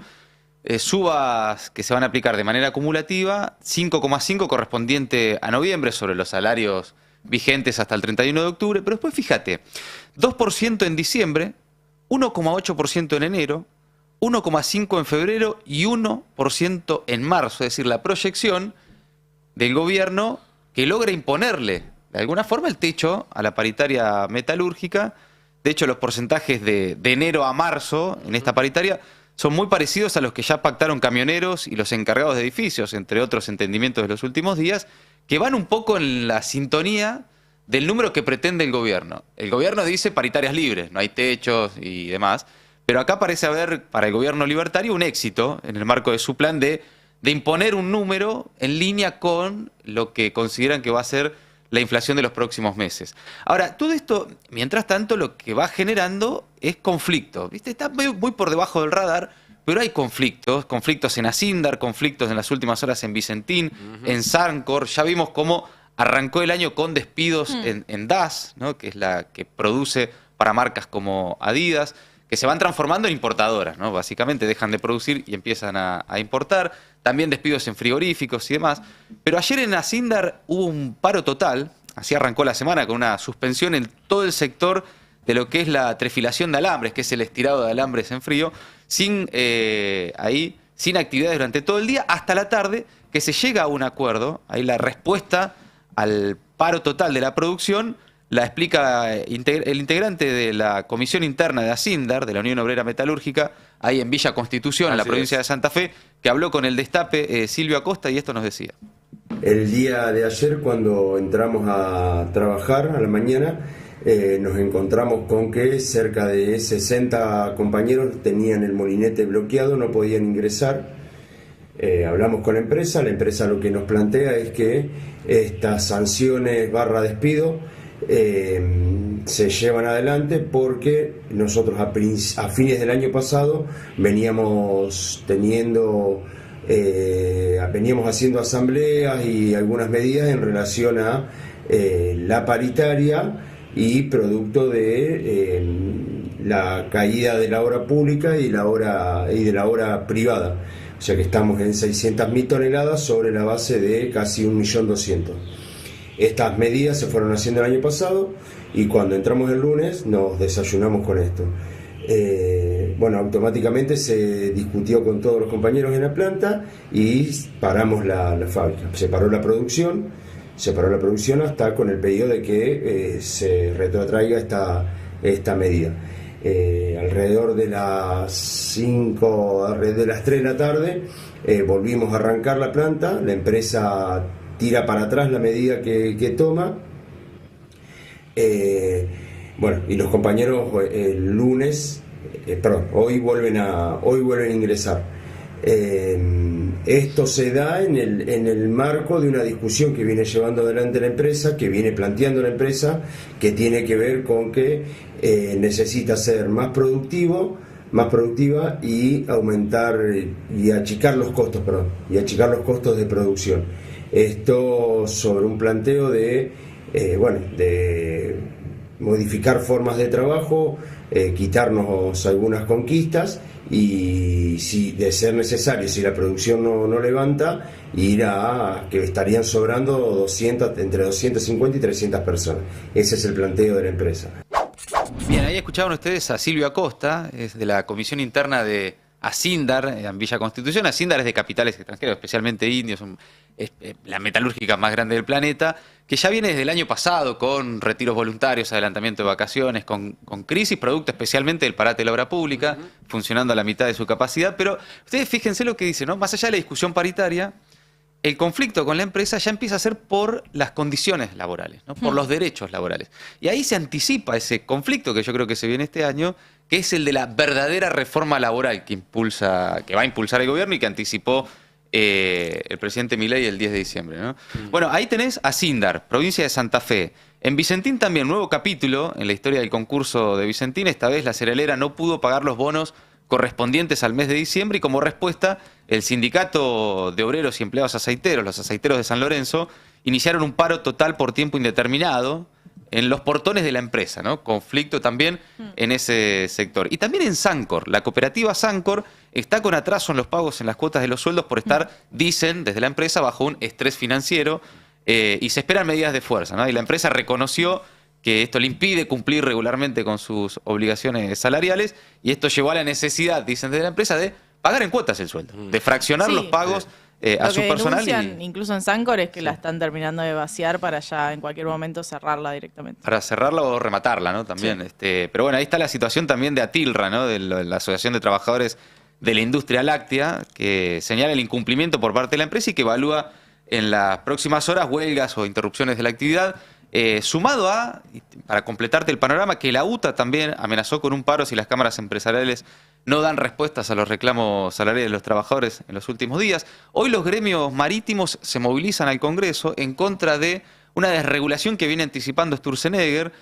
Son 9 gremios agrupados en la Federación Sindical Marítima y Fluvial que van a movilizar en repudio a las declaraciones del Transformer, ¿no? Del ministro de Desregulación y Transformación del Estado, otra vez Federico Sturzenegger haciendo de las suyas en un gobierno, respecto a la posible apertura del cabotaje nacional a empresas extranjeras, ¿no? La extranjerización también de ese sector y de todo. Hay banca también en la movilización de hoy de la CAT, la Confederación Argentina del Transporte. Es decir, por debajo del radar de lo que ustedes vienen conversando, ¿no? Entre el mercado financiero en éxtasis y la economía real mostrando señales de advertencia, todo esto está sucediendo mientras el relato del gobierno es: nosotros paramos, frenamos la conflictividad sindical, no hay reclamos.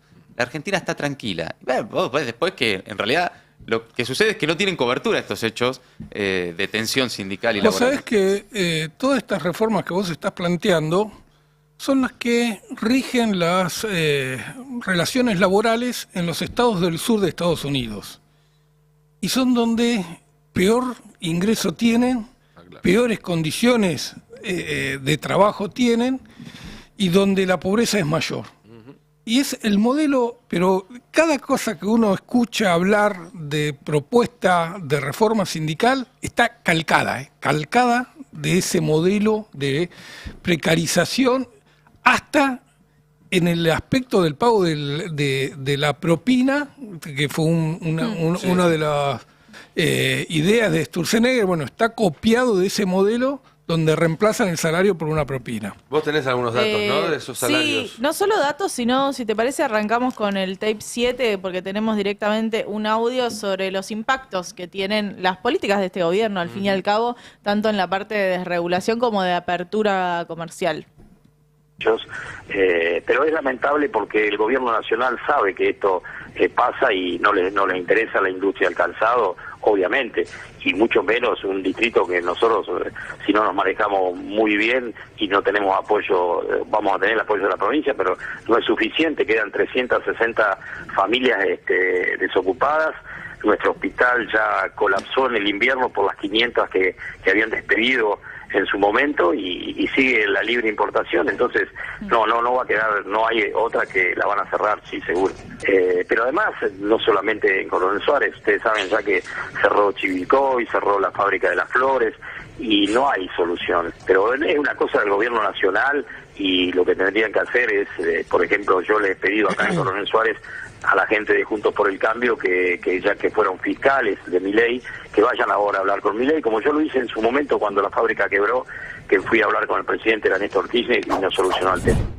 Bueno, estábamos escuchando al intendente de Coronel Suárez, Ricardo Mosero, sobre justamente las importaciones y el cierre de la fábrica de Adidas, que dejaba efectivamente, dejaría, bueno, es que todavía cerró, pero parece ir en ese camino, 360 familias en la calle. O sea, eso es al fin y al cabo lo que está detrás de cada una de estas noticias que estamos hablando y de cada cierre de fábrica. Y el impacto, perdón, sí, que eso tiene en los pueblos, ¿no? Totalmente. En la actividad comercial, Bueno, en Asindar es un caso clave, y Sancor también. Digo, Sancor son 500 familias que en un pueblo de 20.000 personas, de repente 500 familias sin laburo, es una tasa de desempleo muy alta para una ciudad que no está acostumbrada a eso, y que incluso su infraestructura tiene que ver con el sindicato de los trabajadores lecheros. Entonces es un cambio en la conformación que estamos pensando de la Argentina,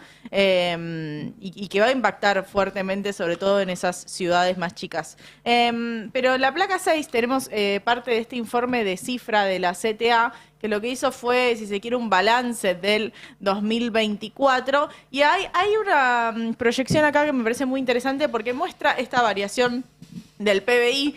Pronto vamos a tener los números oficiales, pero lo que hace es desagregarlo directamente entre los sectores primarios, que tienen que ver con agro, con la industria pesquera, con la minería, digamos, todos sectores de una lógica extractivista, de una lógica de, bueno, se saca el recurso y ese recurso se manda para afuera sin mucha manufactura de por medio y el resto de los sectores, ¿no? Separando bien esa Argentina en dos velocidades y cuando separamos esa Argentina vemos efectivamente que una va con números positivos durante todos los trimestres, con números positivos y muy buenos, sobre todo teniendo en cuenta que estamos comparando siempre con el año anterior y entonces estamos comparando con un año de sequía, pero también es el caso de la minería y de la industria pesquera. Entonces vemos esos números positivos que en el acumulado de 2024 da un crecimiento del 25,9%. Ahora, el resto de los sectores, bueno, todo lo contrario, tenemos directamente variaciones negativas, donde en el segundo trimestre del año, si se quiere, llegamos a el pico más bajo en esa recesión, en ese parate del resto de los sectores, de todos los sectores que conforman al mercado interno. Hablamos de construcción, de industria, pero también hablamos de comercio, o sea, hablamos literalmente de todos los sectores que configuran nuestra economía doméstica. Y que más laburo da, ¿no? También. Y que es el que efectivamente más laburo da. Se estima que las pymes, las pequeñas y medianas empresas, dan trabajo a más del 70% de la mano de obra en nuestro país y las pymes en general. Obviamente hay pymes que tienen que ver con el agro y que son proveedoras del agro, pero la mayoría se encuentra en lo que es el resto de los sectores y ahí la evolución es negativa en 6,1%, o sea que ese número general de caída del 3% para 2024 esconde, si se quiere, esa Argentina de la economía interna que va muy por detrás de eso y una economía de la Argentina externa que va muy por encima de eso y que empieza a marcar también cómo se van desapegando esos dos Esa caminos. brecha de la que hablábamos más temprano, en la cual cuando crece la economía, pero no crece el consumo, no crecen los salarios, eso significa que la diferencia se la está quedando el que ya tenía más. Es la distribución de ingresos, pero en sentido inverso, regresivo. Y quería hacer un último comentario antes de irnos a otro tema, sobre la cuestión de la reforma laboral, también volviendo a algo que hablamos hace un rato, que es este modelo de Milei, que ni siquiera es pre-1945, es pre-1916. Se acaban de cumplir hace pocas horas un nuevo aniversario, el número 106 de la Semana Trágica. ¿Sí? La Semana Trágica fue uno de los primeros episodios de represión masiva a protestas de trabajadores acá en la Argentina, bajo un gobierno popular como el de Irigoyen, pero bueno, en esa época era lo que se hacía en todos los gobiernos, más populares, menos populares. A los trabajadores que reclamaban se les disparaba. Pero lo interesante es que una de las principales reivindicaciones de la Semana Trágica, y que de hecho el gobierno terminó firmando para levantar ese conflicto, fue reducir la jornada laboral de 12 a 8 horas. Que es exactamente lo que quiere revertir el gobierno con la propuesta de reforma laboral que se va a tratar este año, que los trabajadores puedan trabajar hasta 12 horas por día sin ningún tipo de penalización. Es decir, estamos literalmente retrocediendo un siglo con este gobierno, porque esta reforma laboral, si avanza, nos va a poner en condiciones pre-Semana Trágica. Es realmente muy gráfico esto, digamos.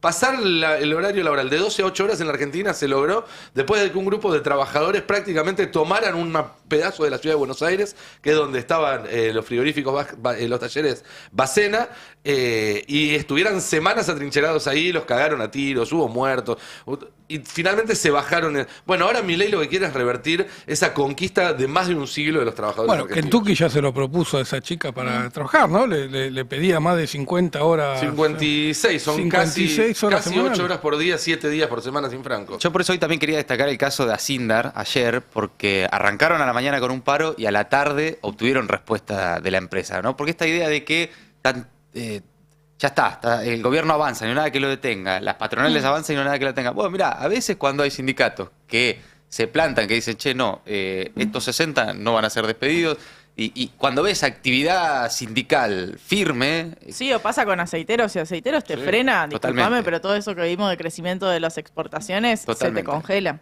Pero cuando ves sindicatos que luchan y que consiguen resultados, eso todavía pasa en la Argentina, si buscas encontrás. Bueno, te da también, por lo menos hacia adelante, la posibilidad de pensar que en algún sentido todavía luchar sirve, no es que está todo entregado. ¿no? Qué bueno sería eso, que tenga acompañamiento de más medios como este. Y de dirigentes. Y de dirigentes. Ayer la CGT sacó un envalentonen a comunicado. otros, ¿no? Ayer la CGT sacó un comunicado. Comunicadora general. La comunicadora general del trabajo rechazando la revisión de los programas científicos, diciendo que les parecía muy mal. Sí. No sea cosa, ¿no? Hay un tema ahí, que es que si el gobierno avanza con una reforma laboral, lo va a hacer, y lo viene contando Marino Martín, tanto aquí en la radio como en la web, con sus notas, como cada vez hay una sintonía fina más aceitada entre el gobierno y la cúpula de la CGT respecto a los límites y los términos aceptables para la dirigencia sindical de una reforma laboral. El tema es que en el peronismo, para mí se abordó de manera incorrecta el problema. Lo digo con humildad, digamos, no tengo responsabilidades dirigenciales. Pero cuando Cristina en su documento involucra la necesidad de una modernización laboral, asume el mantra que está detrás del proceso precarizador. Porque claro que se va a vender como un proceso de modernización, no se va a vender como un proceso de destrucción de derechos. Salvo esclavización, ya digo. Claro, el gobierno no va a decir, vamos por la esclavitud, no. Va a decir, vamos a modernizar las relaciones del trabajo. Y eso ya ocurre. Hay una mentira instalada en el sentido común publicado, digamos, los medios lo publican y la gente lo cree, que es que los convenios están galvanizados, tallados en piedra, no se modifican hace 60 años.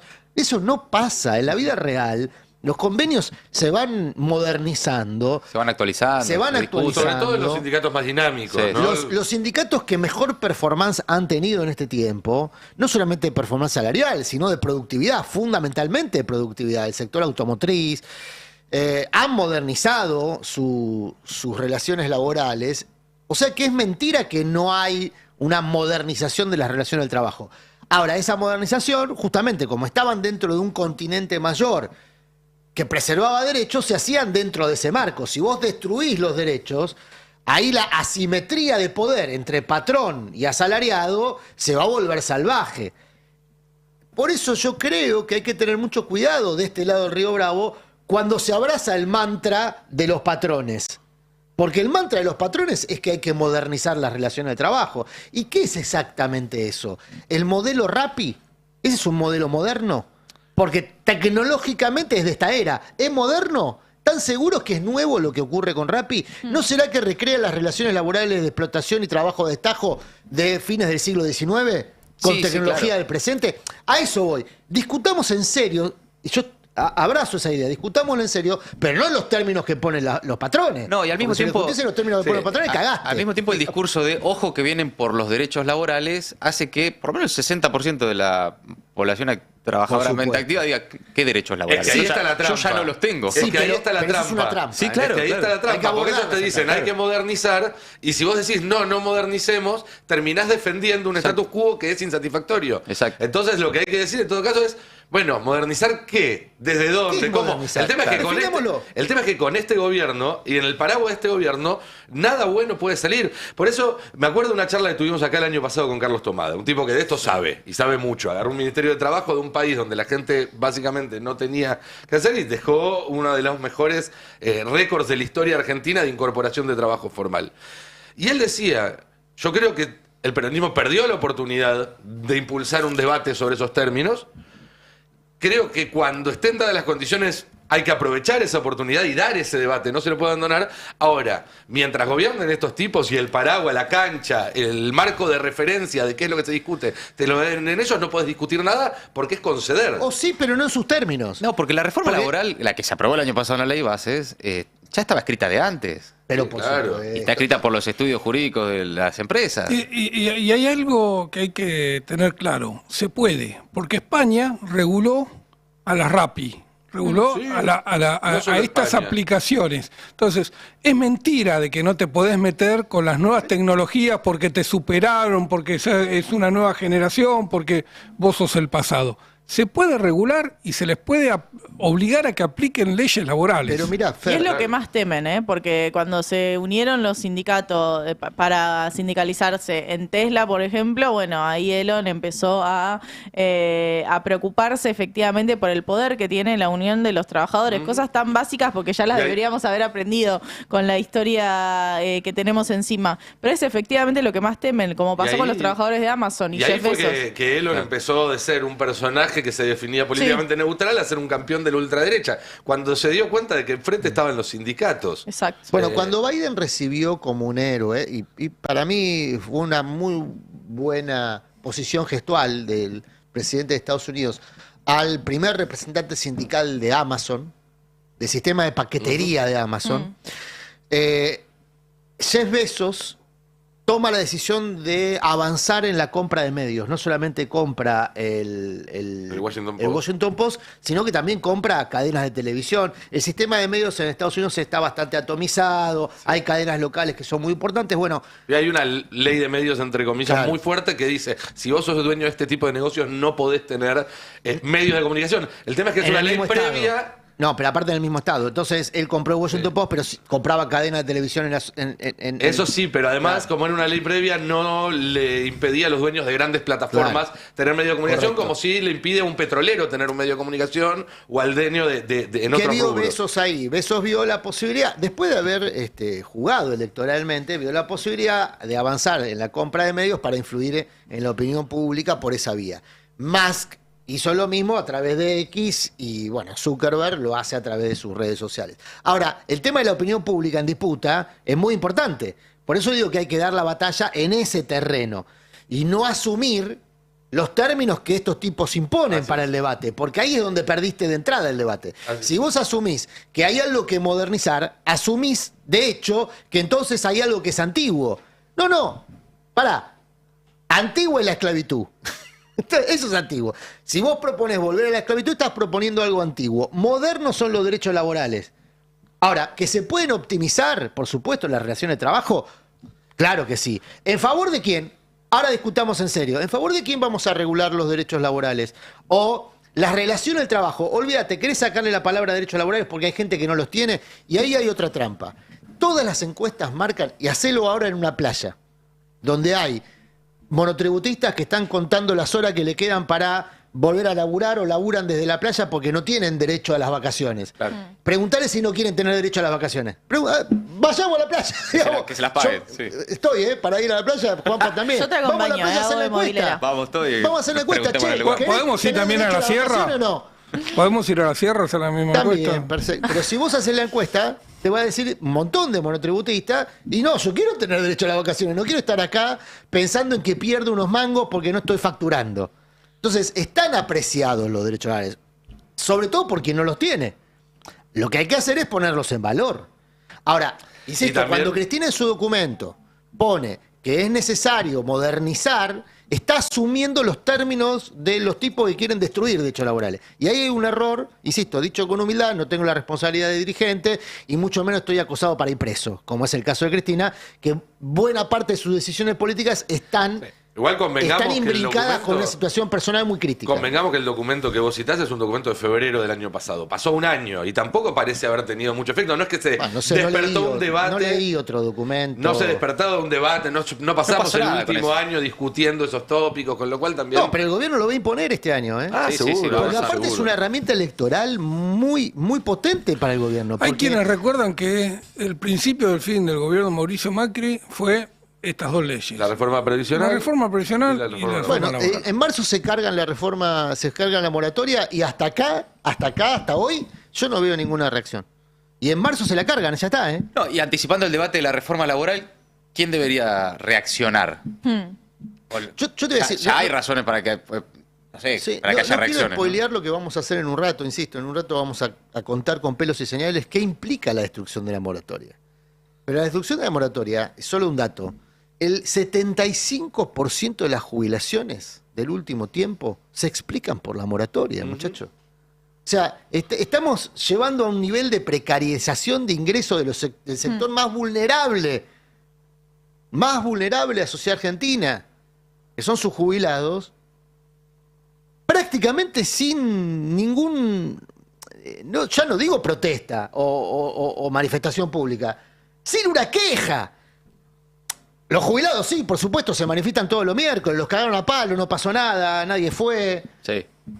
Ahora van, el miércoles no hacía tanto calor, mañana va a ser mucho calor, y van a ir igual, y van a estar solos los jubilados, por supuesto. Ahora, ¿es un problema de los jubilados? Que el 75% de los que se jubilaron no vayan a poder hacerlo, porque esto es dinámico, todo el tiempo tenés nueva necesidad de afrontar situaciones previsionales. No es que ya está, se acabó, levanté la moratoria, no hay más jubilado, pelito para la vieja, cierro la caja previsional y ahí quedó. No, no funciona así. Le van a dar la PUAM, que es una falopa, tiene el 80% del valor de una jubilación mínima. ¿Y esto va a pasar como si nada? No, y bueno, yo culpo a los hijos de los jubilados que no hacen nada y que siguen bancando a Milei. Culpo a todos, no solamente al gobierno.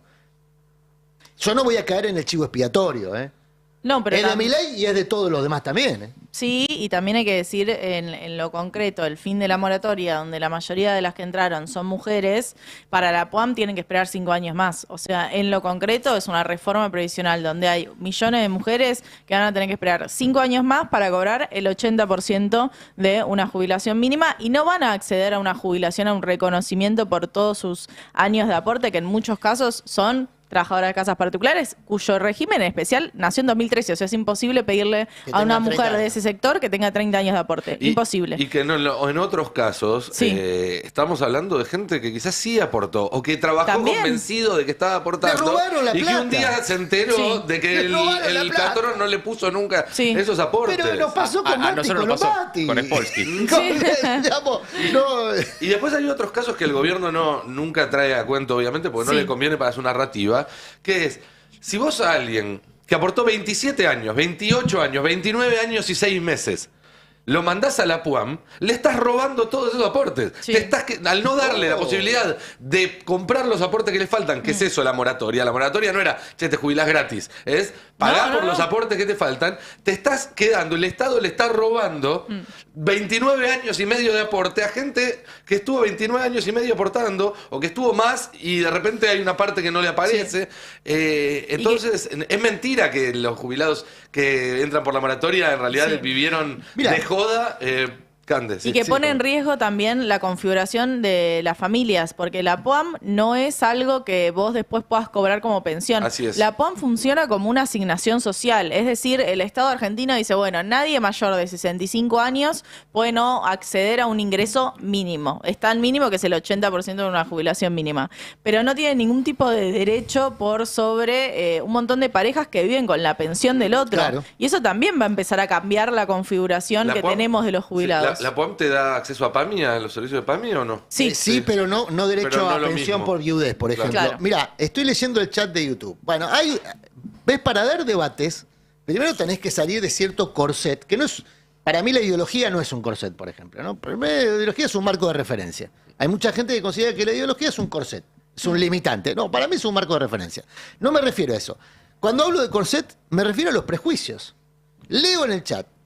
Saludos a todos y a todas los que están en el chat de YouTube, y agradezco que estén ahí con la intensidad que están todos los días. Sobre todo cuando me piden que entregue temprano para que Mati llegue a horario. Maldita suerte. Empiezan ahora, ya están empezando así a entregar. Para meterme con un comentario muy particular antes de... Porque es solo una cosa así de servicio, que María... Gracia dice, 26 años de aportes y sin trabajo, tengo 55 años, anotate al monotributo, hermana, por favor, anotate al monotributo, porque te quedan 4 años para llegar a los 30 años de aportes y te llegas a jubilar a los 60. Claro, si no vas a tener que esperar 5 años más. Y vas a cobrar el 80% menos, o sea, es un negocio de donde puedas, pagate el monotributo, la categoría más baja y listo. Bueno, dice acá Adriana, que creo que es administradora además, o por lo menos tiene el loguito de la administradora del chat. Dice, es preferible que la reforma laboral la hagamos nosotros y no la derecha. Eso es algo que hay que acordarse cuando estás gobernando. No, pero y aparte, ¿qué reforma laboral? ¿Cuál? ¿Qué es la reforma laboral? Bueno, se entiende que si la hace un gobierno popular es distinta que la que propondría un gobierno de derecha. ¿Cuál? Bajar la cantidad de horas semanales, por ejemplo. Entonces, ¿es una reforma laboral? No, es una reforma de las relaciones de trabajo de determinados sectores que van a poder abordar esa situación. Ahora, comercio, que tiene... empleos feminizados, comercio feminizado, trabajo en casas particulares feminizado, enfermería 95%. feminizado. Son los más precarizados. Vos agarrás la lista de precarizados, arranca trabajo rural, naturalmente, siempre a la cabeza la precarización laboral, y después todos empleos precarizados. En muchos de esos empleos precarizados, obviamente que vos discutes reducción de la jornada laboral a un empleado de comercio que tiene a Cavalieri desde hace 155 años como referencia sindical que negocia sistemáticamente salarios a la baja porque Cavalieri es socio de shoppings, muchachos.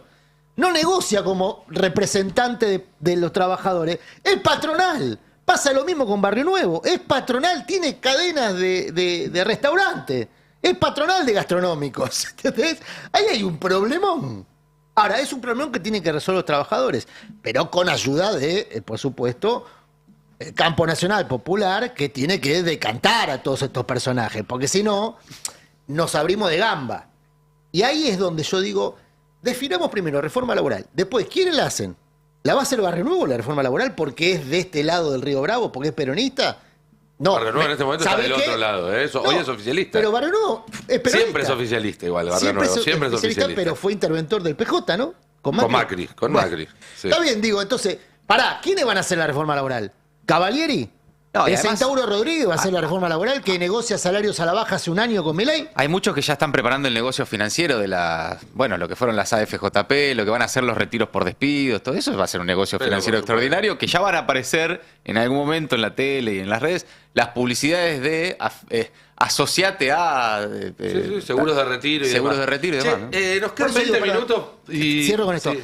Ser de este lado del Río Bravo no te otorga derechos especiales, ¿eh?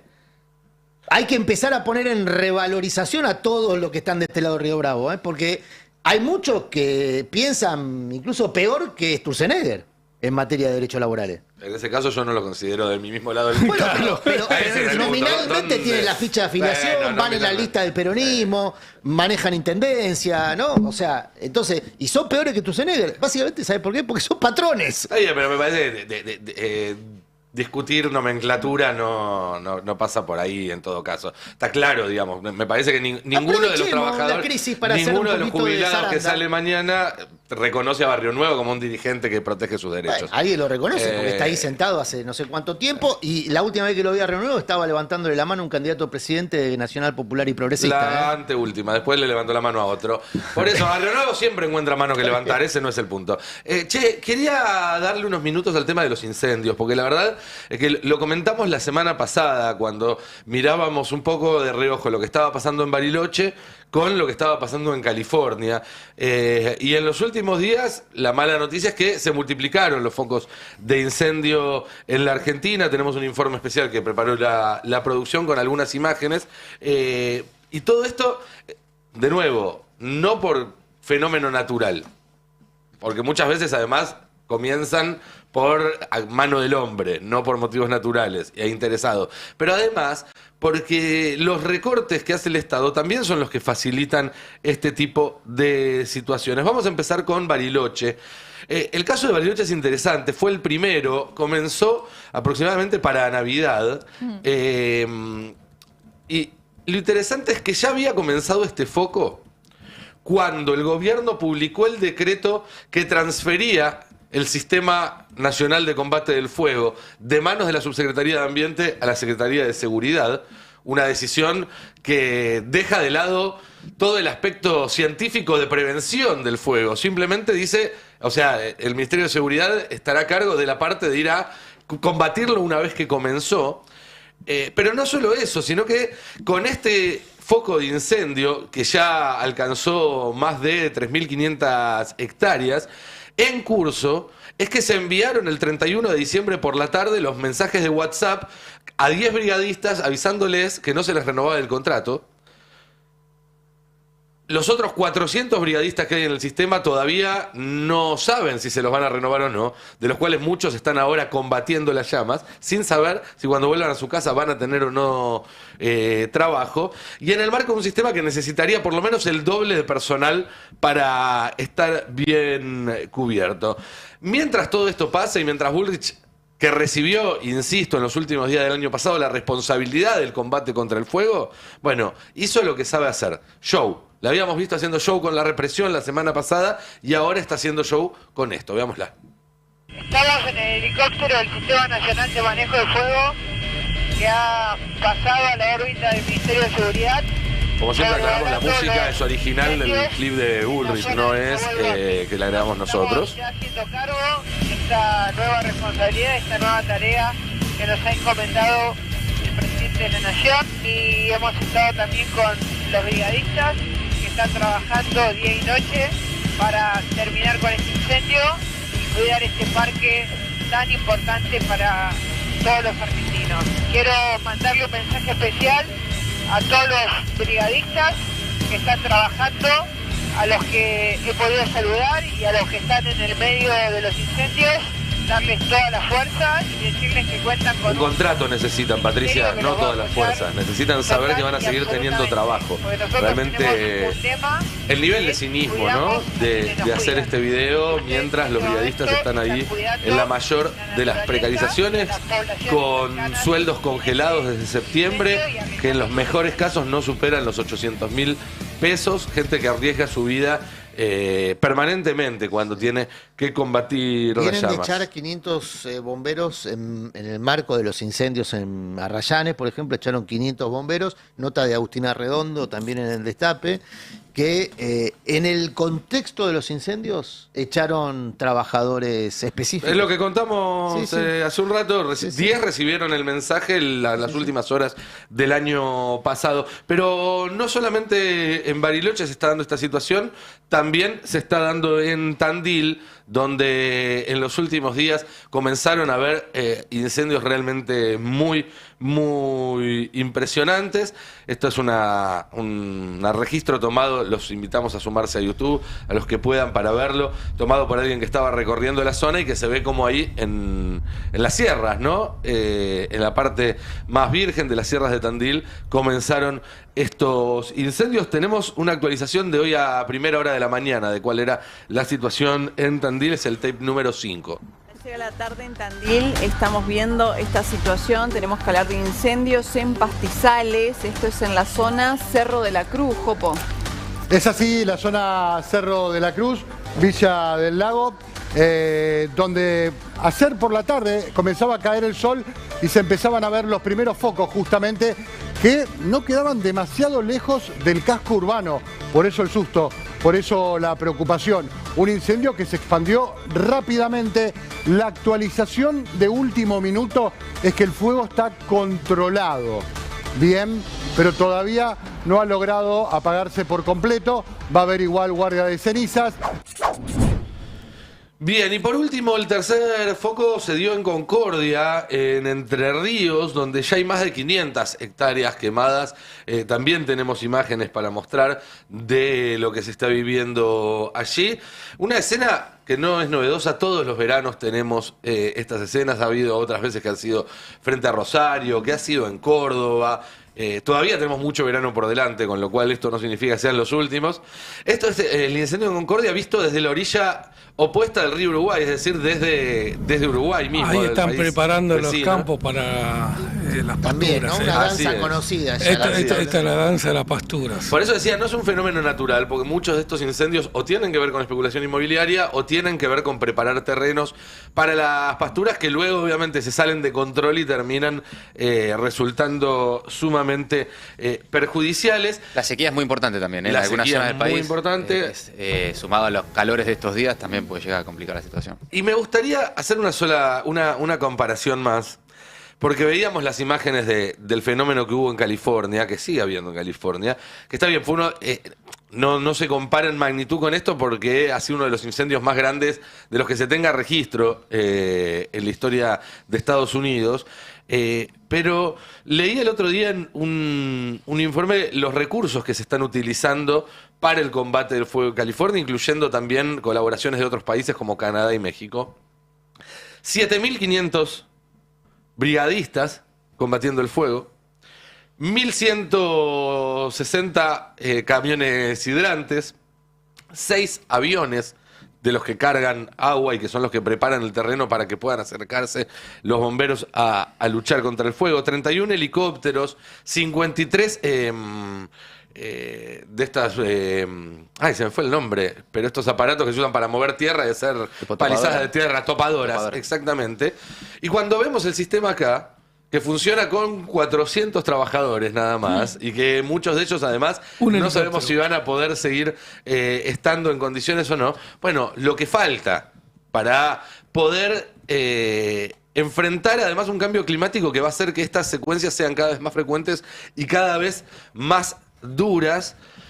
Y de nuevo lo mismo que comenté el otro día y me parece que es importante. Cuando estás ante una situación así, no importa cuánta plata tengas, no importa cuánto tengas. Se viralizó en estos días un mensaje, un tuit de un millonario que estaba en Los Ángeles pidiendo si había bomberos privados dispuestos a ir a ayudarlo a su casa. No existe tal cosa.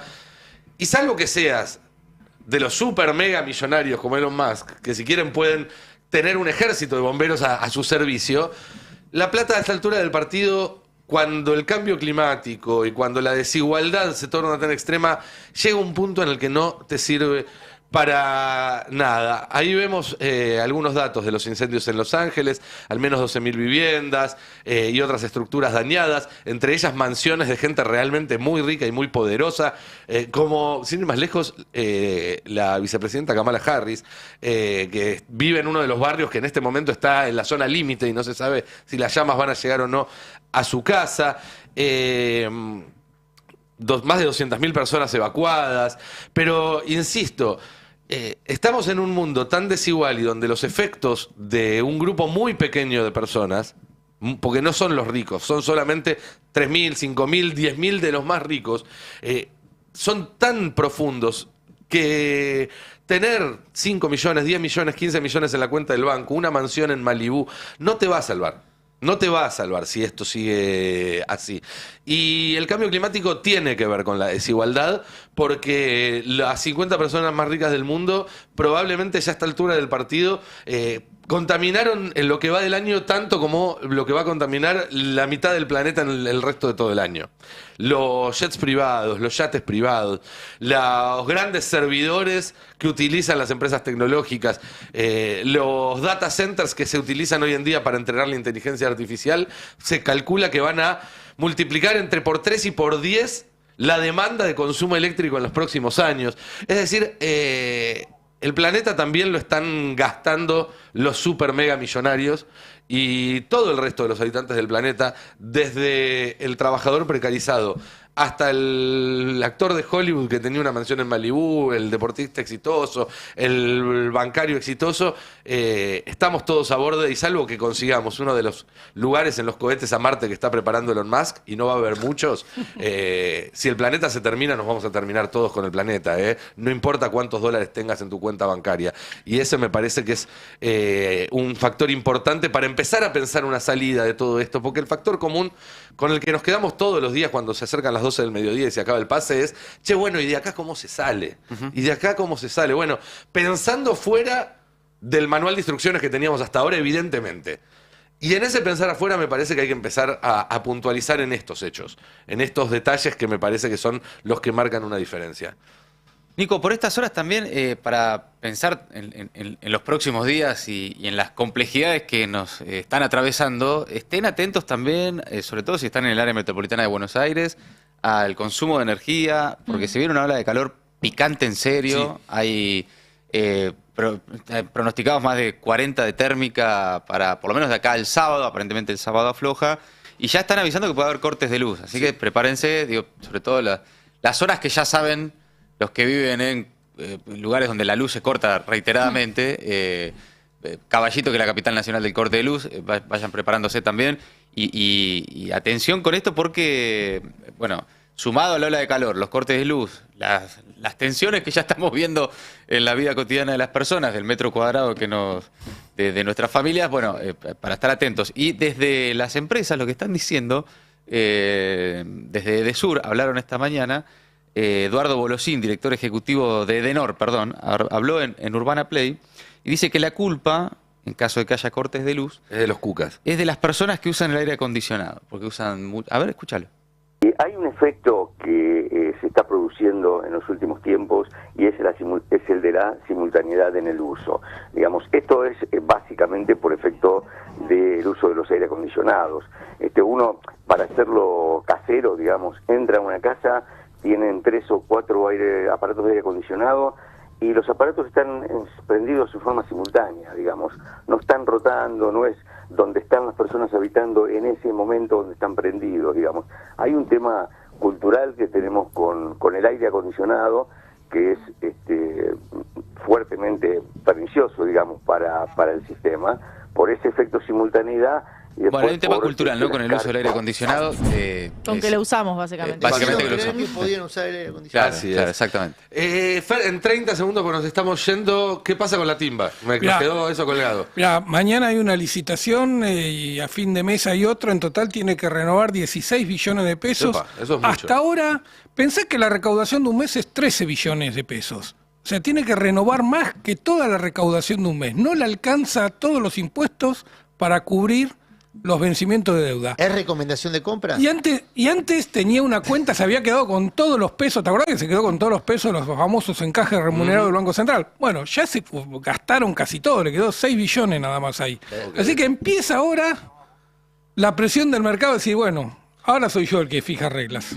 Pero muy bien, mañana nos reencontramos a las 10 de la mañana con el pase. Nos quedamos con Adrián Murano, que en un rato nada más nos vas a contar si llega Paredes a Boca. Sí, voy a tratar de sacarle la data a Alonso a ver si es recomendación de compra o no la licitación de mañana, porque se la queda él, ¿viste? Es agarrado, no te suelta. Navarro nos recomendó comprar cochera, por lo menos. Vos nada, viejo, dale. Nos vemos mañana, entonces. Gracias, mesa, gracias, equipo, y gracias a ustedes que están ahí del otro lado. Hasta mañana a las 10 de la mañana el pase. Chau, chau.